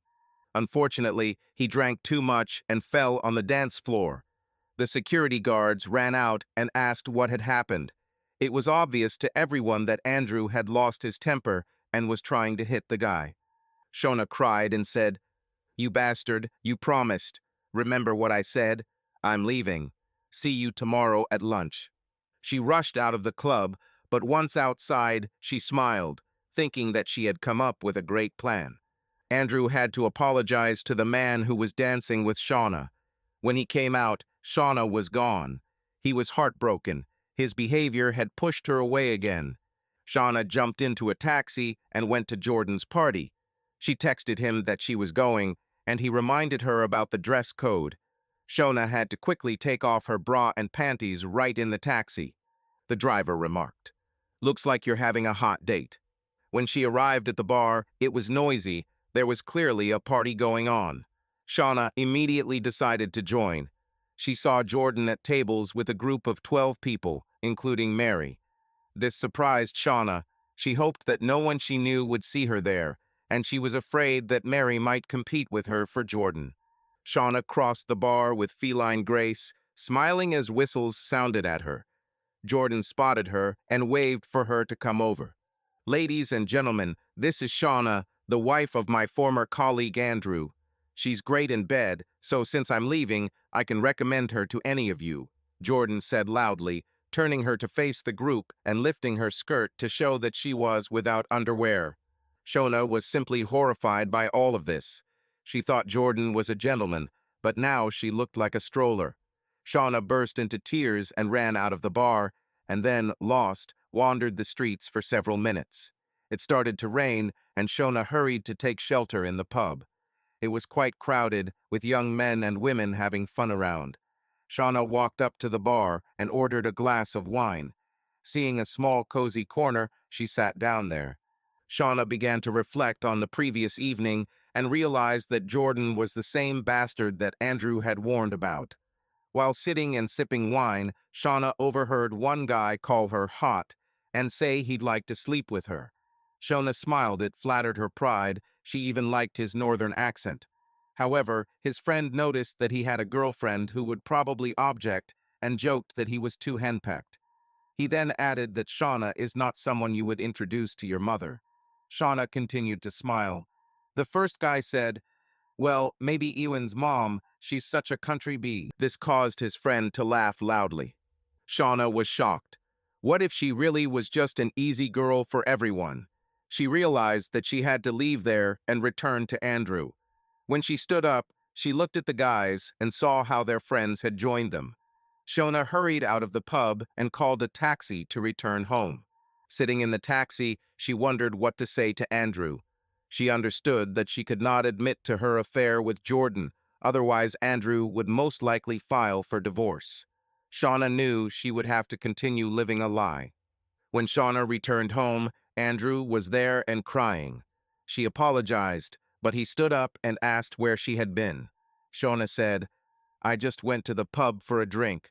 I was upset about your behavior, but then I realized I was provoking you and pushing you too hard." Andrew hugged her, saying, I thought I lost you. Forgive me for my jealousy. I need to explain why I'm like this. I had a girlfriend at school. We have been friends since elementary school and started dating in middle school. She was smart, beautiful, just a stunning red-haired girl with the right temperament. I never saw her angry, but some of my friends did. We decided that we would not sleep with each other until graduation. In my last year, a new boy came to our school, George. He was brash and confident, clearly a gym freak. He went there every day and bragged about how many women he had. I didn't pay attention to him because I was in love. Damn, I have a hard time saying her name. Karen. George and Karen were both into drama. George began to interfere in the couple's relationships and seemed to enjoy it. One day, he threw her underwear on the table in front of my friend's friend, claiming that she had forgotten it. I wanted to punch him in the face, and with a successful blow, I knocked him to the floor. The teacher quickly separated us, but George said, "This is not the end." Shauna begged Andrew to stop, but he continued. George began courting Karen, using drama lessons as an excuse. They ended up starring together in a school production of Much Ado About Nothing. After the play, there was a party at a club, and I drank too much. Karen followed me to help, but George followed us. While I was in the toilet, I heard him kissing her. Then I heard the sound of a zipper. I looked out and saw him having sex with her. I felt bad and went to the toilet again. Shauna cried as she listened to this, realizing that she had betrayed Andrew just as Karen had betrayed him. She knew that if he found out, he would kick her out. They talked for a long time and decided to go to family therapy. Shauna's relationship with Katie was never the same. A year later, Katie got married, but Shauna, who was supposed to be a bridesmaid, remained only a spectator. But she began to communicate more with Amy, and their friendship strengthened. The worst moment for Shauna was Christmas after Jordan left. At a company party, a man approached her on the dance floor and asked if Andrew was there and if she was still showing everyone hers. Furious, Shauna stomped on his foot with her heel and walked away. She immediately called a taxi and went home. Perhaps the stumbling has stopped. And then everything collapsed. It was a terrible way to destroy a marriage, although the seeds of discord had been sown long ago. Shauna's insecurities about her appearance and Andrew's jealousy. Shauna and Andrew worked to repair their marriage, and it seemed to be getting stronger. They had a beautiful daughter, Jenny, Daddy's pride and joy. It seemed that nothing could shake their marriage. Shauna even stopped worrying about photos from her trip to Jordan that might appear online. However, after Jenny was born, Shauna began to feel like she was just an unattractive mother, losing her beauty and figure, and her insecurities began to return. After Jenny was born, Shauna returned to work and everything seemed to be going well. However, one situation that at first glance seemed to strengthen their marriage actually only increased the tension. A new employee got a job, a cleaner named George. When Shauna mentioned this to Andrew without making a big deal of it, Andrew realized that this was the same George he knew from school. Andrew tried to persuade Shauna to quit, but she begged him to trust her. A week later, Shauna came home with good news. George had quit his job over the weekend. Shauna and Andrew were approaching their 7th wedding anniversary, and Andrew suggested having another child to keep their daughter Katie company. He really wanted a son, and with some coaxing from Shauna, he convinced her that their wedding anniversary was a great time to start trying for another baby. Shauna stopped taking birth control pills, but insisted Andrew use condoms until their anniversary as they wanted to make the day special. Andrew and Shauna went to an Italian restaurant to create a romantic atmosphere for Friday night, and in that romantic mood, they seemed to hit it off again. Jenny spent the weekend with Andrew's parents. Andrew had his full attention on Sean, and he felt proud of his beautiful blonde wife like a trophy as they left the restaurant. Andrew suggested skipping the club and going straight home, but Shauna reminded him that he had promised music, dancing, and romance, and so far had only provided the latter. Andrew joked and escorted Shauna to the trendy MMS club located by the river. Soon they were inside, and, having found a seat, began to try cocktails. Andrew went to get drinks. While he was at the bar, He did not notice that one of the customers was closely watching him. In the far corner of the room, George was drinking with a couple of friends, David and Cameron, with whom he now worked in construction. George was forced to quit his job as a cleaner after he was attacked and threatened that it would be worse next time. Today, he was just looking for someone to have sex with. Seeing Shauna and Andrew made him remember his school days and how he hurt Andrew back then. After realizing that Shauna was his wife, George thought that perhaps she had something to do with his dismissal. Now he was overcome with the desire to destroy their lives. George told David and Cameron what Shauna had done to him and suggested they try to seduce her, confident that if he tried, she would immediately run away. But when his friends looked at Shauna, they agreed to the proposal, deciding that she was beautiful, and the thought of sleeping with someone's wife turned them on. They agreed that one of them would take Shauna to the hotel for some entertainment. Andrew brought Shauna a cosmopolitan cocktail, and she happily took her first sip. After drinking her drink almost in one gulp, she invited Andrew to bring her another one. Andrew thought that maybe she'd get drunk and passionate, and they'd have a fun night conceiving a baby, so he quickly walked back to the bar. When Andrew returned, he brought a group of people with him, which disappointed Shauna. She was hoping to be alone with Andrew on the dance floor. Andrew introduced two pretty girls, Maggie and Lindsay, his colleagues, who came with their boyfriends, Greg and Kevin. The girls looked sexy, and Shauna felt a little jealous, thinking that they must be more interesting to Andrew than the old me he was used to. The guys looked like confident hipsters with beards. As Shauna began talking, she learned that they worked in media, creating promotional materials for websites. Andrew began flirting with Maggie and Lindsay, causing them embarrassment.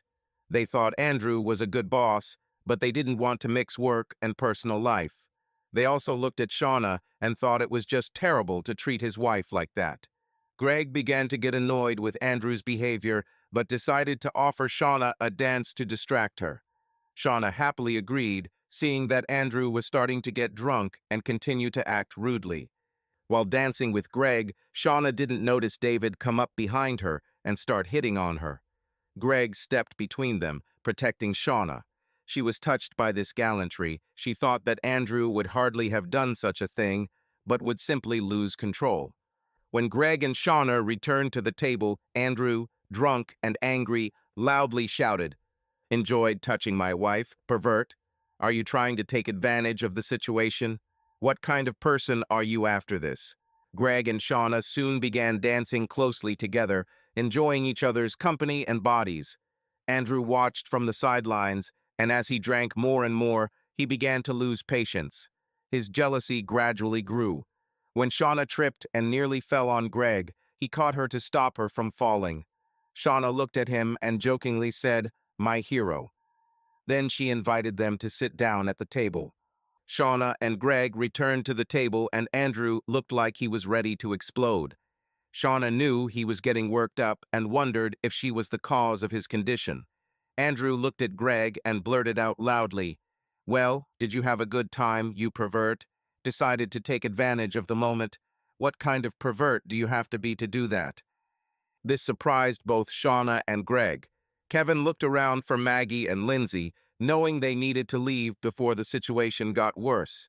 Shauna looked at Andrew and said in a low, angry voice, "Greg just kept me from falling. You want me to fall on my face just so you won't be jealous? That's just pathetic." Shauna noticed that there were several empty shot glasses in front of Andrew. Andrew, looking at Shauna, stated, "Well, you probably liked being groped. I sometimes forget what a prostitute you are." Shauna was taken aback by the comment and realized Andrew had drunk too much. Kevin noticed Maggie and Lindsay coming back from the restroom. He grabbed their coats, pulled Greg along with him, and said, "We have to go. We have to get up early tomorrow." Greg, realizing what was happening, raised his hands and said to Andrew, "I'm sorry if I offended you in any way, buddy. I'll leave you and your lovely wife to enjoy the rest of the evening." He then stood back while Kevin explained to Maggie and Lindsay what happened. Maggie slapped Greg as he left the club. Shauna looked at Andrew and said, "Well, you've ruined another evening. Sometimes you're just a jerk." Angry, she gathered her coat and bag and began to walk away, looking at Andrew, who made no attempt to stop her. Andrew said contemptuously, "Go away, I'll find someone more interesting than you." Shauna thought, "Don't count on it, asshole." Cameron watched what was happening, deciding to stand at the bar. He assumed that Shauna would come out this way. Shauna, seething with anger, moved towards the exit. Walking through the club, she bumped into Cameron, a 6'5" black guy. Cameron noticed the quarrel and remembered what George had said, so he stood in front of her and said, "Wait, beauty, what's your hurry? Why is the most beautiful girl leaving without dancing with me?" Shauna laughed. "I just don't want to be around that idiot anymore," pointing at her husband, Andrew. Cameron replied, "Stay. Imagine how mad he will be if he sees you dancing and having fun without him." Shauna started to object. "No, I can't do that. It will only prove to him that he is right." Cameron smiled and whispered in her ear, "You are the most beautiful woman here, and I just want to dance with you." And with a wink, he added, "He can't get you into bed, unless you're his property. Then go home wondering how he ruined your evening." Shauna was turned on by his close presence and confidence. She felt a slight flirtation and said, "But he's so mad, I shouldn't do this." Cameron smiled. "I'm sure seeing the most beautiful woman in the club dancing with a big guy like me would really piss him off. But doesn't the most beautiful woman in the club deserve a little fun?" This seemed to change the course of events. Cameron grabbed Shauna's hand and led her to the dance floor. When they got to the dance floor, Cameron introduced himself and Shauna said her name. Shauna learned that Cameron was a modern dance teacher at a local school. Shauna jokes, "All the students must be running after you," but Cameron replies, "Always look and don't touch, unlike the rest of the teachers," winking at her. Shona then told him that she and her husband were celebrating their anniversary, but Andrew had too much alcohol and was acting like a jealous idiot. Cameron whispered in her ear, "God, if you were with me, I wouldn't be jealous because you wouldn't have the chance to dance with anyone else. You're so sexy when you move like that. Let's make him really jealous." Cameron soon began to openly dance with Shauna, running his hands over her body.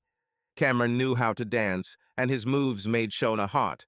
Shauna was still furious with Andrew and deliberately glared at him as Cameron ran his hands over her body. Shauna pulled Cameron closer to her to tease Andrew. Andrew watched his worst nightmare. He thought about how someone would take his beautiful wife.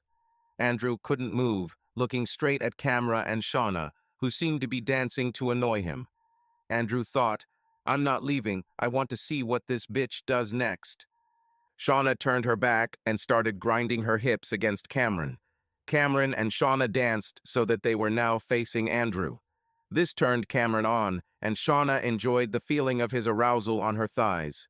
Cameron whispered, "Your body is magnificent. You have the figure of a dancer." Cameron smiled, thinking to himself, "What a naive girl of easy virtue." His hands slid to her breasts, stroking them gently.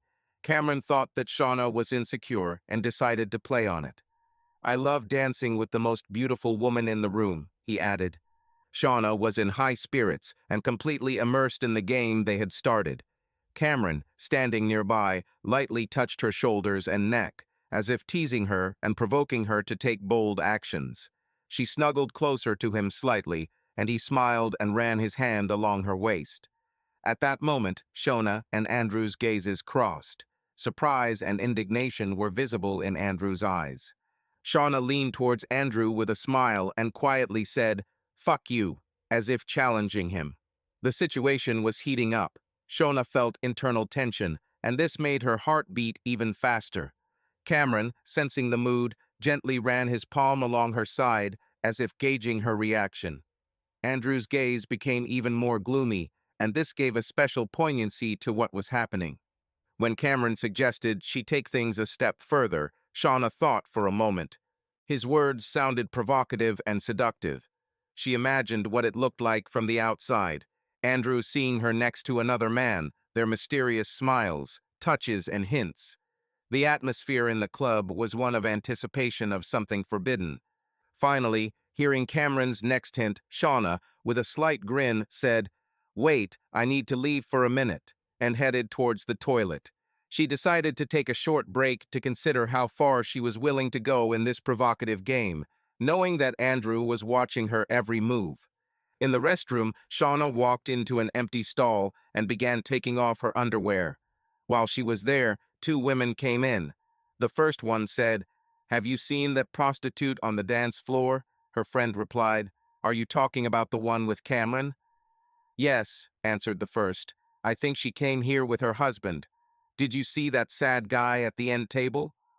"Yes, I heard them quarreling. He certainly looks pathetic." "Well, once you've been with Cameron, you won't go back to those white boys, if you know what I mean." "Were you with him?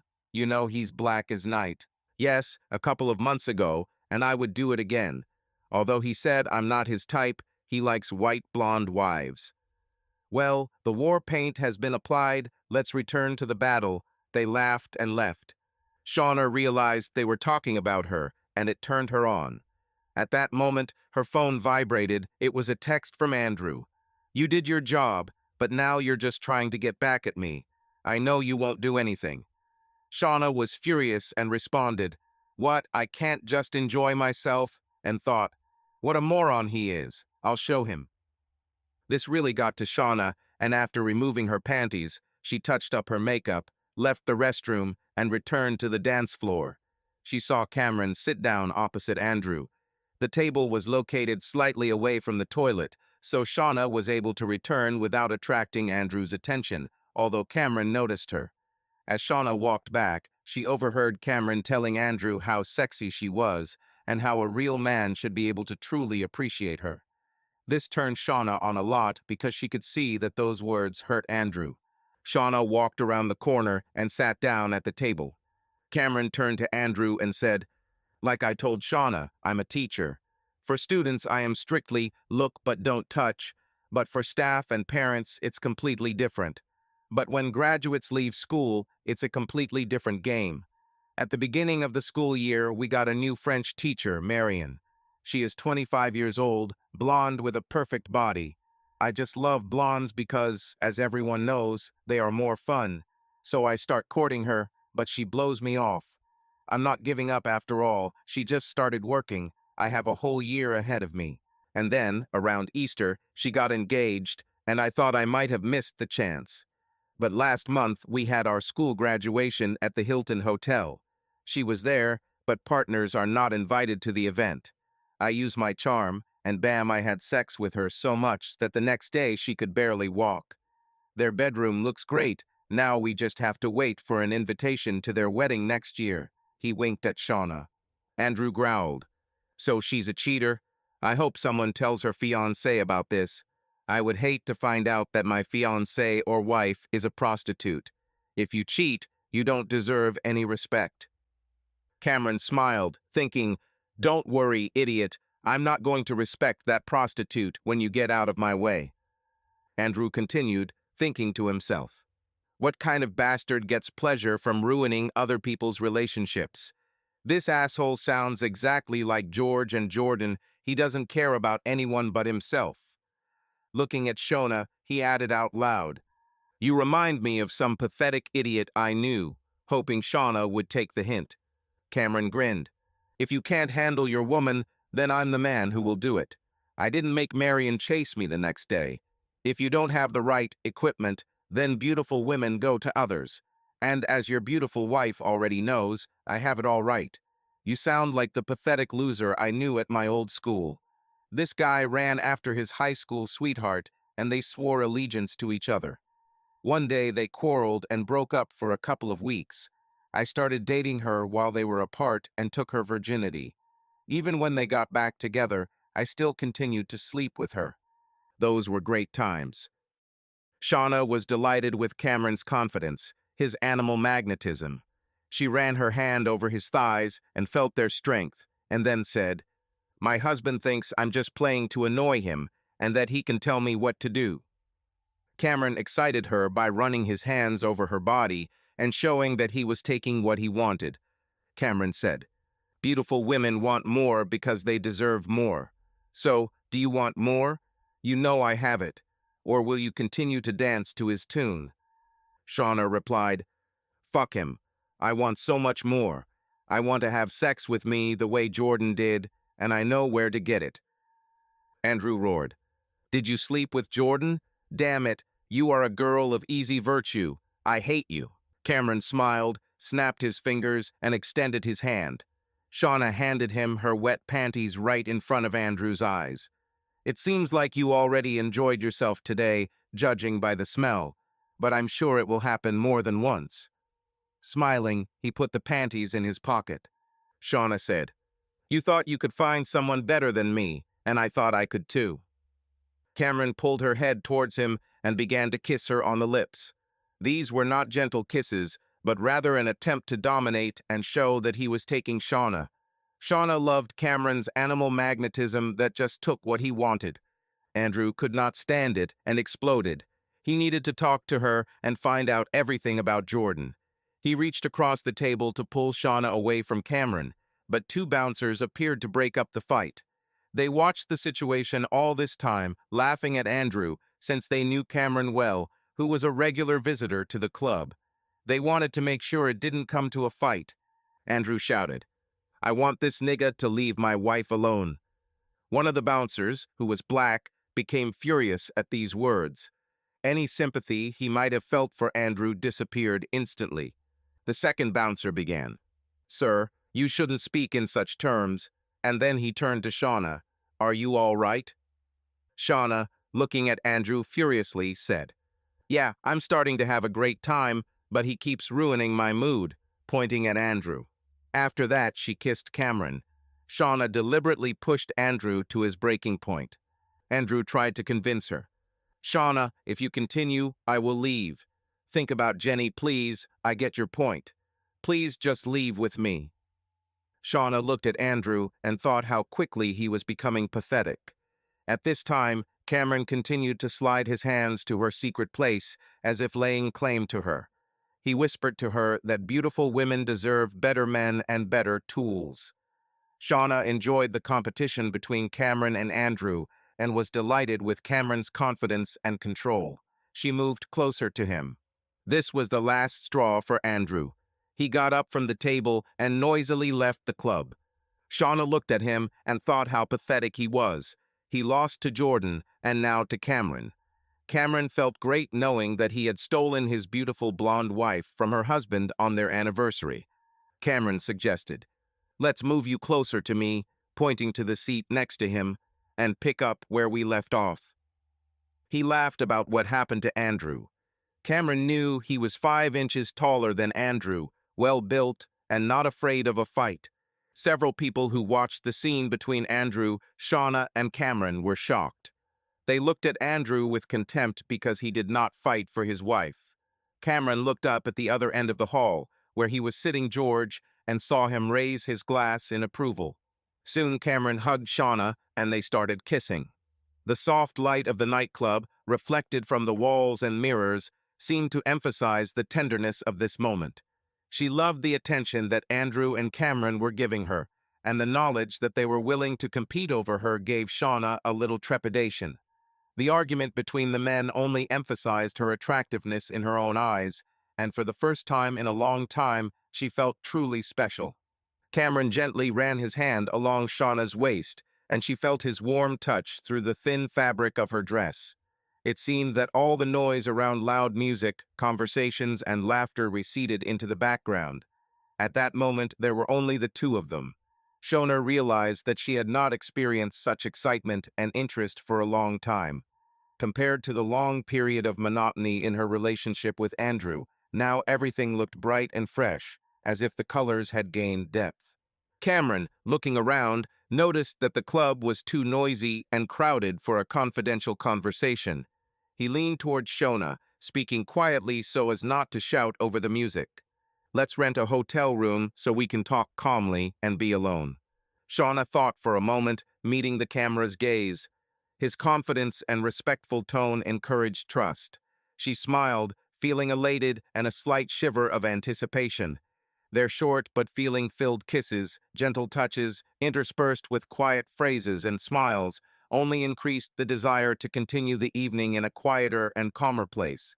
They gathered their things and walked out into the cool of the night, leaving behind the noisy dance floor and flashing lights. Outside, the city breathed a special atmosphere. Neon signs were reflected in puddles, rare passers-by were hurrying about their business, and a cool breeze slightly ruffled their hair. Shona and Cameron walked side by side, touching shoulders from time to time, exchanging glances, smiles, and short phrases, gradually revealing to each other new facets of their character. On the way to the hotel, they came across a street musician playing the saxophone. The sounds of a smooth melody scattered through the cool air, creating a magical contrast with the bustle of the club they had just left. Shauna stopped for a minute, listened to the music, and felt the mood become even more romantic. Cameron, seeing her reaction, just nodded and smiled, as if understanding how important such small details are in creating a special atmosphere. When they arrived at the hotel, the lobby greeted them with soft lighting and calm silence. While decorating the room, Cameron gently placed his hand on Shauna's waist, and she felt his confident yet delicate presence. Here, away from prying eyes, they could truly relax, talk about what they could not mention in a noisy environment, share thoughts and dreams. Shona understood that this evening was not just a new page for her, but perhaps the beginning of a small internal restructuring. She again learned to value herself and what pleased her. Having gone up to the room, where a calm, cozy atmosphere reigned, they stopped at the window. The lights of the night city flickered below, and Shona felt that her life seemed to have received a new hue. Cameron offered to make tea or coffee, a simple gesture, but so appropriate at this moment. They stood next to each other, listening to the breath of the night through the slightly open window, and realized that the most important thing had already happened. They chose to leave the noisy dance floor and be alone. Shauna's phone rang. It was Andrew. Cameron asked who called, and Shauna told him. He laughed, pulled her towards him, and kissed her. Shauna liked this aggression. She felt that she was the prize, and the stronger man had won it. While Cameron kissed Shauna, he also began to run his hand over her body. The phone rang again. Cameron asked, "Is Loser looking for you again?" Shauna laughed and said, "Sounds like him." She was upset by his behavior earlier, annoyed that he didn't try to win her back, and horny for sex in a way she hadn't been since Jordan left. "Phone, your husband needs to know that you are busy, so get on your knees." Shauna was shocked by the idea, and she loved it. She felt so slutty and horny. She took out her phone. There were 5 messages from Andrew, but she didn't hear them all. They all begged her not to have sex with Cameron as they were trying to have a baby. Shauna smiled and told Cameron what he said. Cameron laughed because he knew how pathetic Andrew sounded. He unzipped and said, "Get to work." Shauna gave Cameron her phone so he could help her take photos. She decided to have a fun photo shoot, posing with a bright smile and playful expressions.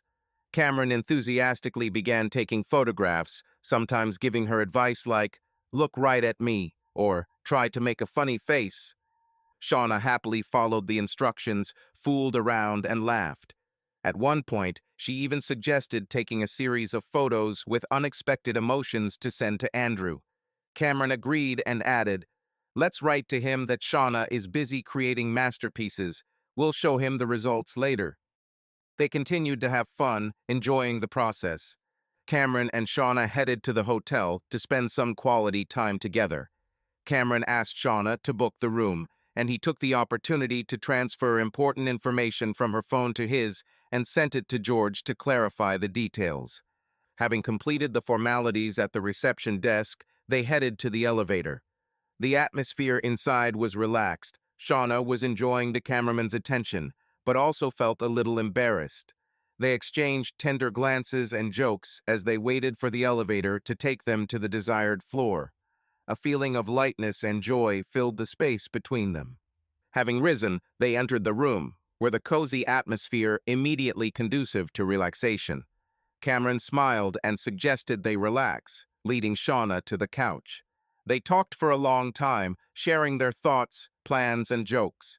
Their conversation brought them even closer, and soon the atmosphere became truly warm and trusting. The evening continued in a relaxed and romantic manner. They enjoyed each other's company, and all worries were left outside the cozy room. This time became an opportunity for them to get to know each other better, get closer, and escape from the bustle of the outside world. When it was over, he smiled, kissed her tenderly, and hugged her. Mutual closeness and warmth filled the room, creating a feeling of comfort and trust. Shauna relaxed on the bed while Cameron picked up his phone and took a few photos. She smiled at the camera and flirtatiously straightened her hair, as if inviting him to continue their game. Cameron, inspired by her mood, switched his phone to video recording and approached Shauna. He hugged her around the waist, turned her onto her stomach, and whispered, "Tell me what you want." Shauna answered quietly but confidently, "I want this moment to last forever." Cameron smiled and, continuing to look into her eyes through the reflection in the phone screen, asked, "What about your thoughts?" Shauna smiled and said, "Now they are only about us." Their communication filled the room not only with passion, but also with sincere pleasure from each other. Cameron carefully brushed her hair away from her face and inspired her to have another frank and tender conversation. Every touch, every word said that they were completely absorbed in the moment, appreciating every second together. Cameron texted George and David to come and join him and Shauna, but told them to wait outside the room. When he came back, he started kissing and playing with her some more, and Shauna loved the attention. He said it was the best sex he had ever had, and that he enjoyed having sex with her. Shauna and Cameron gradually moved on to frank topics, recalling their past relationships and bright moments from their lives. Cameron, relaxing in her company, asked what stood out most about her experience. With a slight smile, Shauna shared a memory from her student years when she heard an unusual story about a party from a friend. Her friend told how at one of the meetings people openly shared their desires and experiences, which at that time seemed to Shauna something bold and even a little shocking. Cameron listened with interest, asking clarifying questions. He noted that he has always found it fascinating when people can openly talk about what inspires or attracts them. In turn, he shared his memories of a time when he felt free and liberated, allowing himself to experiment in relationships.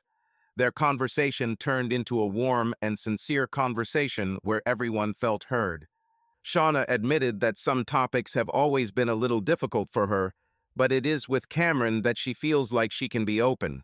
She mentioned that sometimes she wanted to try something new, but she didn't always know how to say it.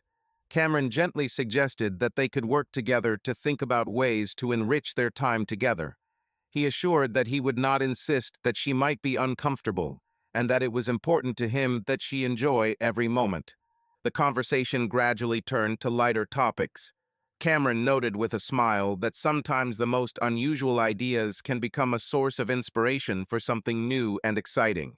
He suggested that maybe they could invite a few friends over for the evening and do something different, but only if she was up for it. Shona, although slightly embarrassed by his words, looked at him with interest, thinking about his proposal. Seeing her embarrassment, Cameron added that he would not want to rush her in any way. He noted that such things should only happen by mutual desire and suggested that for now they discuss what they like about each other and how they could explore new aspects of their relationship together. This idea brought a more relaxed tone to the conversation, and Shauna felt like she could trust Cameron completely. The evening continued in a cozy and trusting atmosphere where they laughed a lot and shared their dreams and plans. Shauna appreciated how carefully and attentively Cameron treated her feelings, and he, in turn, was fascinated by her sincerity and openness. Their conversation was an important step in strengthening their understanding, leaving a feeling of closeness and warmth. Cameron and Shauna were enjoying time with each other when there was an unexpected knock on the door. Shauna shuddered, and Cameron quietly whispered, as if an idea came out of nowhere. "Imagine how interesting it would be if you went to the door and looked at who was there." Shauna looked at him in surprise, trying to understand whether he was joking or being serious. However, something in his tone, in his playfulness, spurred her curiosity. She hesitated, feeling mixed emotions, but eventually stood up and carefully walked towards the door. When Shona opened the door, two men stood in front of her. David and George. Their confident looks and calm posture were immediately noticeable. Shauna froze for a moment, trying to remember where she had seen George before. And then it dawned on her. She had heard about him from Andrew, her husband. George was one of the people Andrew spoke about with particular emphasis, citing his influence and specific actions. Shona involuntarily remembered these conversations, and anxiety and interest were mixed in her chest. George, noticing her confusion, smiled. "Well, hello, Shona," he began with a slight smile. "It's hard not to recognize you. Andrew is your husband, right?" Shauna nodded slowly, still trying to figure out how to handle this situation. "I remember we met with him during our school years. He was, how to put it mildly, a man with a quiet character. Didn't really like to stand out, huh?" Shona only listened silently, and her thoughts were already carried away into the past. Andrew did talk about George, and not in the most pleasant terms. George continued, apparently enjoying the memories. "It's funny how quickly time flies. I remember how we were preparing a school play. These were interesting times. Andrew seemed pretty shy to me back then, but there was something about him. Well, like he was trying to hide from everyone." Shauna remembered discussing this period with Andrew one day. He rarely talked about school and avoided mentioning certain people, especially George. It was not easy for her husband to remember those years, and now she understood why. David, who had been silent all this time, suddenly joined the conversation. "School is always full of stories, isn't it? Funny how our paths can cross again." George nodded and looked at Shona with a slight smile. "You know, Shona, I remember a lot from those times. There were some funny moments, maybe even too funny." Shauna felt slightly embarrassed. She felt uncomfortable, but at the same time she caught herself thinking that she was attracted to this strange dialogue. The conversation gradually turned to memories of his school days and how George interacted with other people. His confidence and demeanor looked familiar and a little alarming. "Andrew seems to have always been a little aloof from everyone. Have you noticed this?" George asked, and there was a note of strange interest in his voice. Shauna nodded, remembering how in school Andrew really tried to avoid conflict. At that time, he seemed to live his own life, away from noisy companies. George took a step closer and spoke more quietly. "Have you ever wondered why he talked so much about the past? Maybe he wanted to tell, but didn't have the courage." Shauna looked down, feeling the conversation was heading into strange territory.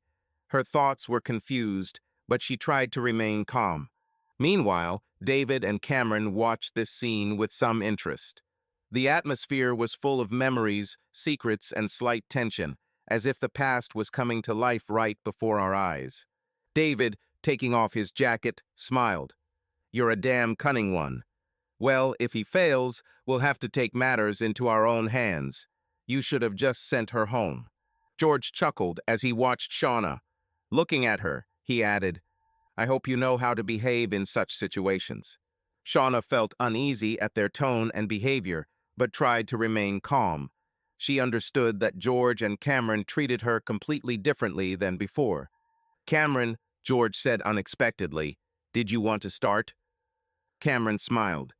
"Perhaps, but there is a nuance here. You love to be first, right?" "Well," said George, "let's start with the fact that she needs to get used to our rules." David and Cameron gently pushed Shauna toward the couch, indicating that they intended to continue the conversation in an informal setting. Their behavior became more confident, but the rudeness in words and gestures alarmed Shona.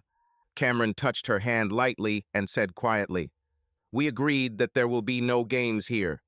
You have to be honest." Shauna nodded, trying to hide her confusion. She felt the atmosphere heating up and realized that this was not at all like her previous meetings with Cameron. George grinned. "Listen, Cameron, it seems like you and I have a common opinion about her." Shona lowered her gaze, but knew that she shouldn't give them a reason to be rude. The atmosphere was tense, but she could only remain calm and follow their rules. George laughed and walked over to Shauna, who was starting to feel like George, David, and Cameron were seeing her as a joke rather than a person. Their behavior became increasingly unceremonious, and Shauna found it difficult to understand what exactly they wanted from her. After a while, David suggested we spend the evening more casually, adding a little entertainment to it. At first, she reluctantly agreed, but soon relaxed, succumbing to persuasion. The situation became tense. Each of those present behaved more and more impudently, and their jokes became more and more frank. George picked up Shauna's phone, noticing the many missed calls and messages. He thought briefly before calling one of the last numbers. "Shauna, where are you?" A tense voice was immediately heard at the other end. George grinned and replied, "Hello, Andy. Shona is busy right now, so she won't be able to come over. This is George. You and I studied together. I remember you always knew how to pick girls, right?" Andrew was terrified that someone was calling him to bully him, and the fact that that someone was George made the situation even worse. John and Kathy came to support him, and Kathy suggested recording all phone conversations. "Andrew, is Shauna okay? I want to talk to her. When will she be back?" "George, she was very cheerful and laid back. We had a great time, and then my friends joined our company. She seemed to enjoy the attention." Cheers and laughter could be heard from the other room. "She definitely knows how to enjoy life," he added. "Andrew, you're going too far. You know, I have a desire to teach you a lesson." He looked at John and Katie, winked slyly, and they laughed, realizing that Andrew was just acting angry. "George, well, what can I do if you get interesting girls, but you don't keep them? By the way, how is your neighbor? What's her name? She reminded me of someone I know, Karen. Such people easily find a common language." "Oh yes, Shauna. I remembered. She's great." "Andrew, you, of course, know how to turn everything upside down. Better do something useful instead of calling me." And he hung up. When Andrew left the nightclub, the fresh night air hit his face, bringing with it a feeling of emptiness. Loud music was still playing in his head, mixed with his own thoughts. He walked a little to the side and leaned against the cold brick wall of the building to calm down. He needed to collect his thoughts, but anxiety was already growing in his chest. Movement at the exit caught Andrew's attention. He saw Shauna appear at the door of the club. For a moment, he thought she would head towards him, but instead she glanced around and quickly stepped towards Camera, who was waiting nearby. Cameron put his arm around her shoulders, and they walked off into the night, laughing. This moment was a real blow for Andrew. He froze in place, feeling anger and pain overcome him. He looked after them for a long time, internally struggling with himself. He wanted to approach them and demand an explanation, but something stopped him. "She's not worth it," he thought bitterly. "She has completely lost my trust." With a heavy heart, Andrew turned around and headed home. On the way, he tried to find the strength to think, but all his thoughts boiled down to one thing. Shauna's betrayal turned out to be deeper than he expected. When he got home, John and Kathy, his closest friends, were already waiting for him. They noticed the gloomy expression on his face and, without asking any questions, invited him to sit down and tell him everything that happened. Having gathered his thoughts, Andrew described what had happened. Kathy looked increasingly depressed as she listened to him, and John frowned as he considered the situation. After a long pause, they began to discuss what to do next. The overall conclusion was clear. Andrew needs to file for divorce as soon as possible. John also suggested checking to see if Jenny, Andrew's daughter, was actually his biological child. Although the thought was painful, it seemed necessary. Suddenly, Katie, unable to bear it, burst into tears. Her tears were not just a manifestation of sympathy, it was guilt that she had been carrying within herself for a long time. Finally, she admitted, "Shauna slept with Jordan. It happened back when we were all talking. That's why I stopped being friends with her. I couldn't look her in the eye after that." These words struck Andrew. He stood up abruptly, anger filling his voice. "Why didn't you tell me earlier? Why did I have to find out about this only now?" Katie couldn't answer as she continued to sob. John tried to calm his friend down by standing between them. "If you had known about this then," he said, "you might have left Shauna, and Jenny might simply not have been born." Are you sure you would have been ready for that? These words made Andrew stop. He thought for a moment, knowing John was right, but that didn't make him feel any less betrayed.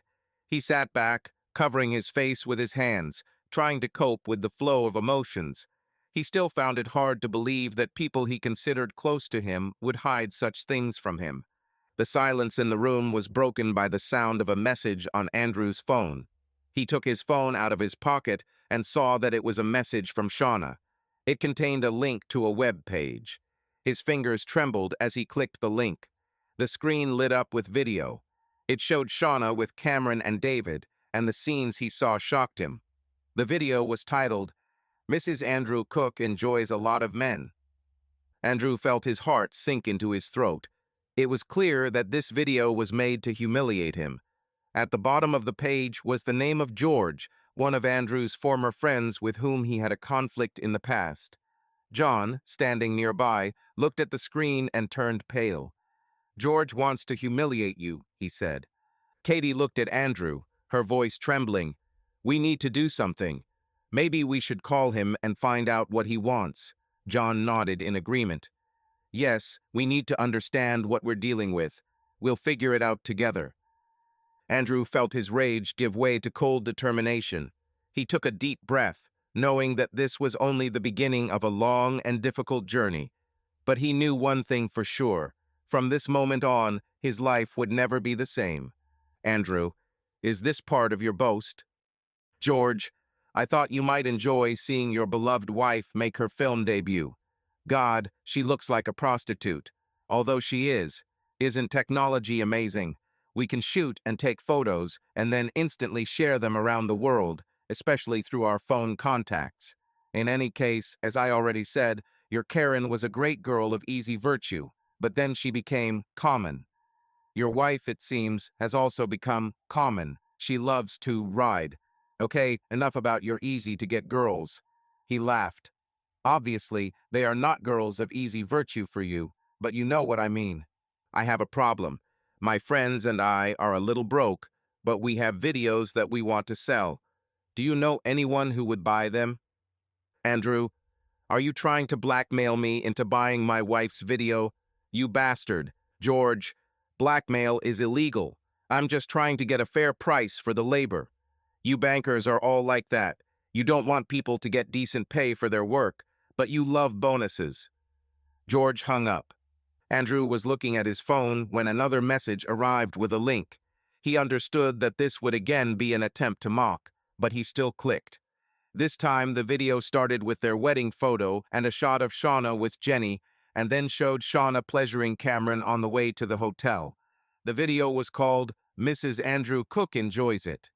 Andrew showed it to John and Katie, and John noticed that Cameron seemed to be a big guy. "Now I understand why you didn't hit him." Andrew laughed. Andrew called again. "What do you want?" "George, that's better. I think the production costs are £150,000, so that will be enough for me and my co-producers. When can you hand over the money?" Andrew: "To be clear, if I give you £150,000, the video and any photographs will disappear from the internet, and you will destroy all copies." "George, you use such an ugly word, blackmail. Rather, it's a case of you paying £150,000, and, as the copyright holder, you can do whatever you want with the material. But I'm guessing you'll want to delete all copies. I will give you a flash drive with all the files and destroy the remaining copies. What do you say?" Andrew: "I want to talk to my wife." George: "Well, that prostitute is now driving the Cameron as hard as she can." He hands the phone to Shauna. "Say hi to Andy Pandy." Shauna pressed the phone to her ear, breathing heavily and pretending not to notice everything that was happening around her. She tried to focus on Andrew's voice, but the words of George and the others in the background pierced her like needles. "Forgive me." But suddenly, her attention was distracted by a rough voice in the background. "Carry on, girl of easy virtue." "Well, bitch, do you like sex?" thundered in the speaker. Shona shuddered, but quickly pulled herself together. "Yes, come on," she said, clearly trying to please. Meanwhile, Andrew clutched the phone tighter, his gaze darting around like an animal in a trap. There was an expression of either anger or disgust on his face, but he continued to speak in a cold tone. George, do you think you can play such games? I see that she is still enjoying herself. Well, if I don't make my money through adult sites, then you better pay.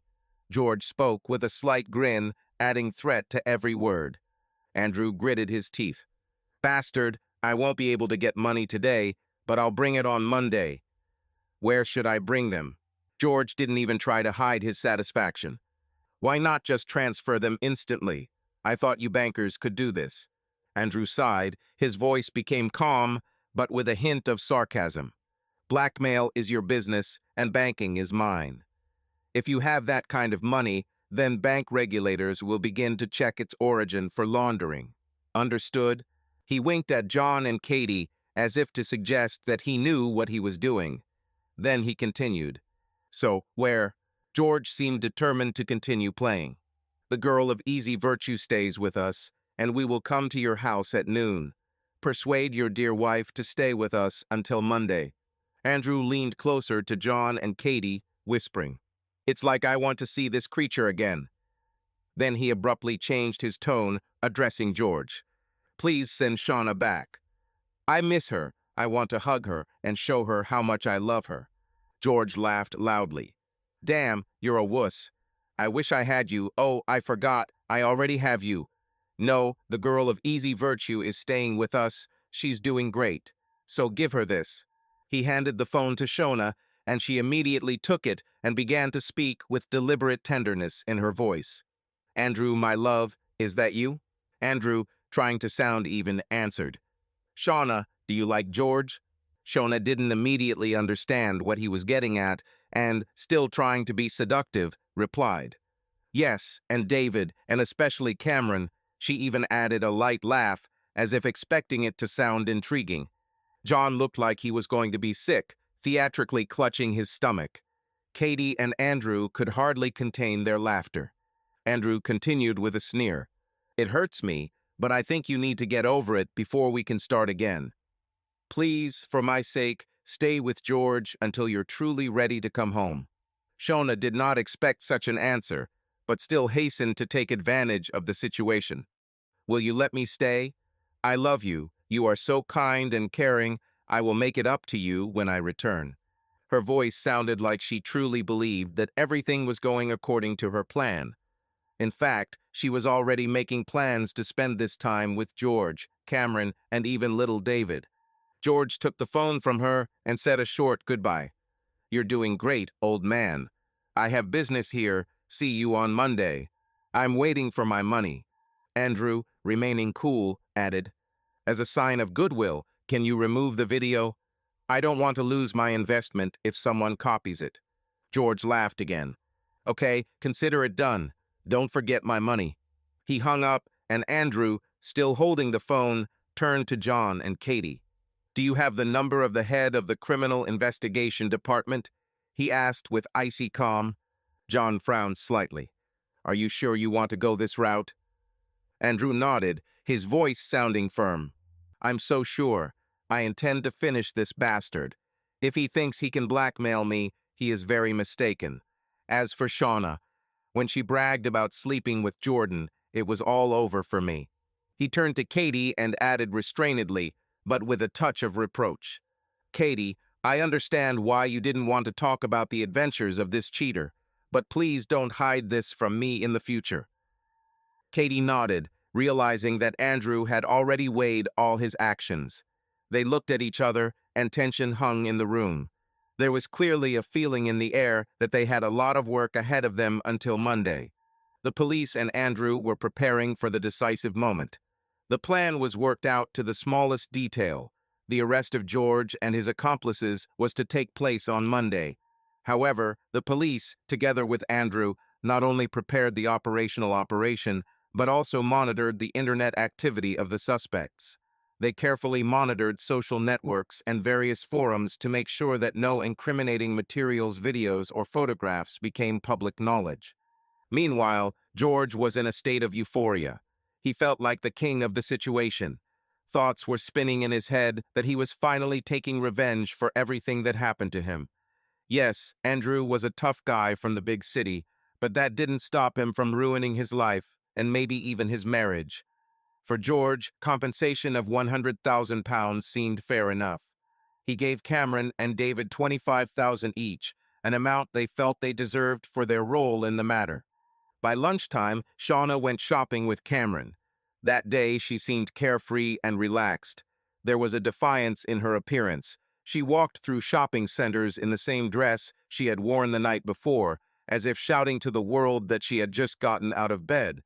Cameron, accompanying her, did not miss the opportunity to hug her or lightly touch her, which added fire to their already tense atmosphere. The purpose of their trip was quite clear: to buy for Shauna several black lace strapless dresses that were at least knee-length and a pair of high heels. At each store they stopped at, Shauna tried on selected items, and Cameron went into the fitting room with her to personally make sure that the dresses not only suited her, but would also be the perfect accessory for seductive games.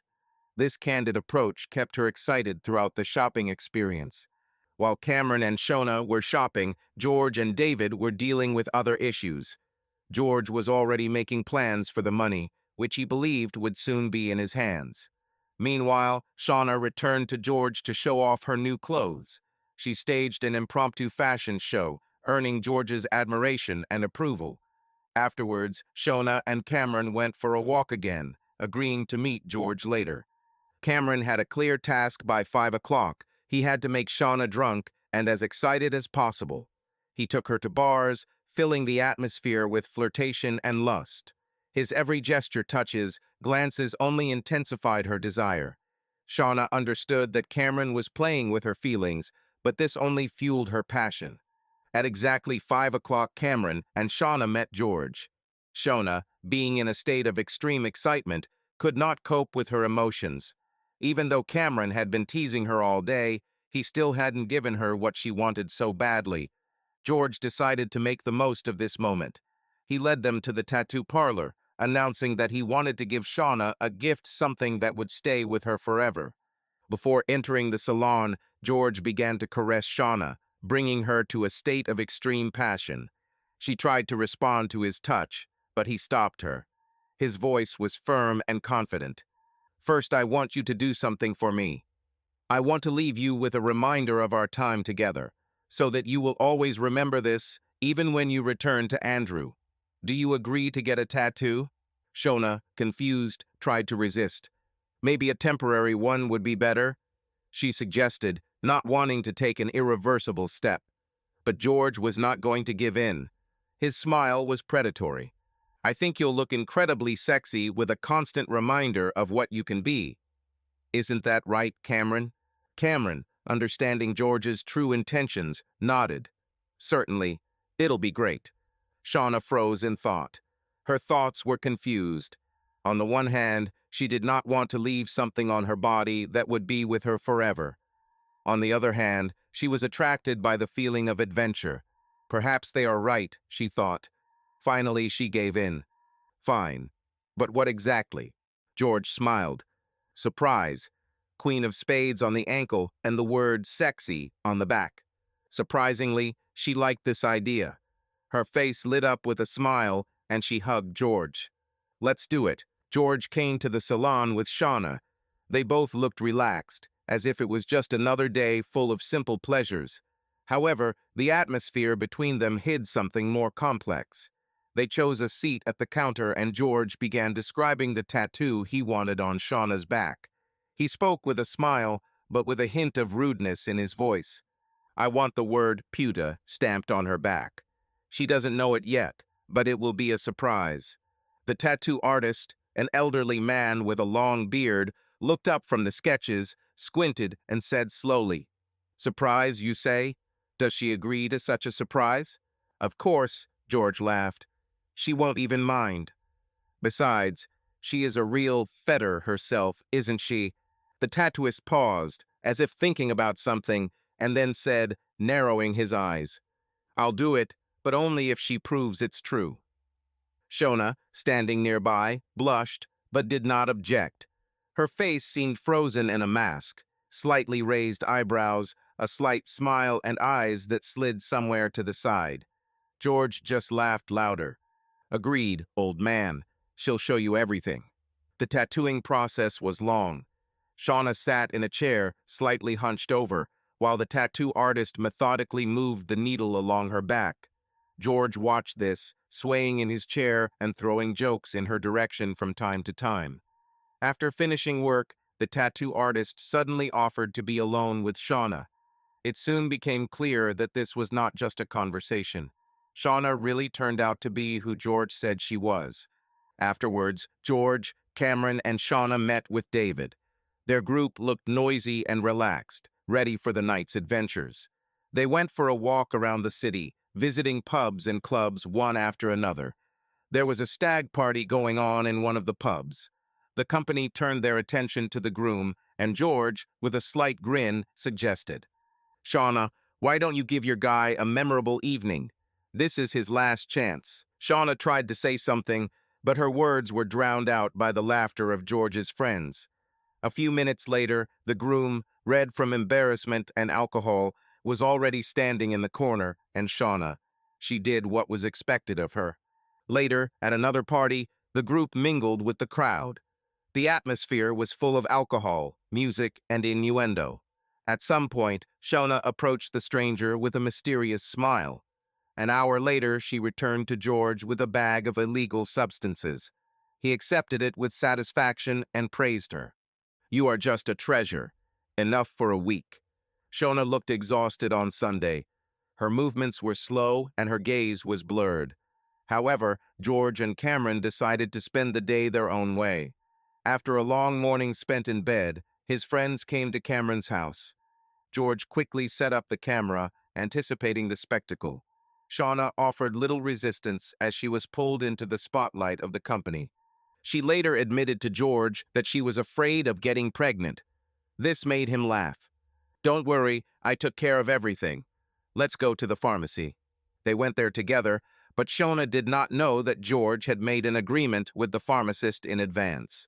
Instead of emergency contraception, she was sold regular sugar pills. George was pleased with himself. By Monday, Shauna had slept with 8 different people. She could hardly stand on her feet. At one point, she said quietly to George, "Maybe I should go back to Andrew. Everything was simpler there." George grinned and leaned towards her and said, "You will never be the same again. But if you want to come back, please." I even talked to him. "Andrew really misses you, and so does Jenny. And Cameron and I will be glad to see you whenever you want. For pleasure." Shauna, thinking for a moment, suddenly felt strangely relieved. Perhaps this was her chance. She smiled, unaware of how deep she was in this strange and dark game. That day, at 11:30, George, Cameron, and David parked the SUV near Andrew's house. In the back seat of the car was Shauna, who looked thoughtful but seemed to be enjoying the moment. Cameron, sitting next to her, tried to cheer up the girl with a conversation, reminding her of the upcoming meeting and its significance. The SUV was filled with light conversations and notes of tension because each of those present had their own reasons for being here. Shona had long been accustomed to her difficult life, but this time it seemed to her that events were getting out of control. She knew that today could change a lot. Her thoughts kept returning to Andrew, to their past, and how she could try to make things right. However, her companions seemed to have no such doubts, focusing on their own affairs. When the clock hands approached noon, the whole company got out of the car. They walked down the road to Andrew's house, which was in a quiet area with well-kept gardens. Shona walked a little behind, as if not daring to fully take part in what was happening. As they approached the house, a parked van caught their attention. Shauna didn't pay him much attention, but just as they reached him, the van door suddenly swung open. Armed police were in front of them. In the silence that followed, only the noise of neighbors' cats and birds could be heard. The police quickly surrounded the group and announced their arrest. George, David, and Cameron were arrested on charges of blackmail, extortion, possession and distribution of controlled substances, and organizing illegal activities. Shauna remained standing, her hands shaking, as the police explained to her that they had been monitoring the group since Saturday.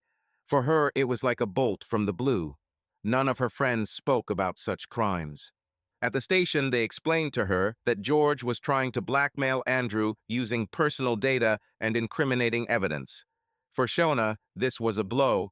She did not expect that her life would be so closely intertwined with crime. She learned that Andrew wanted a divorce and was turning to the police for help.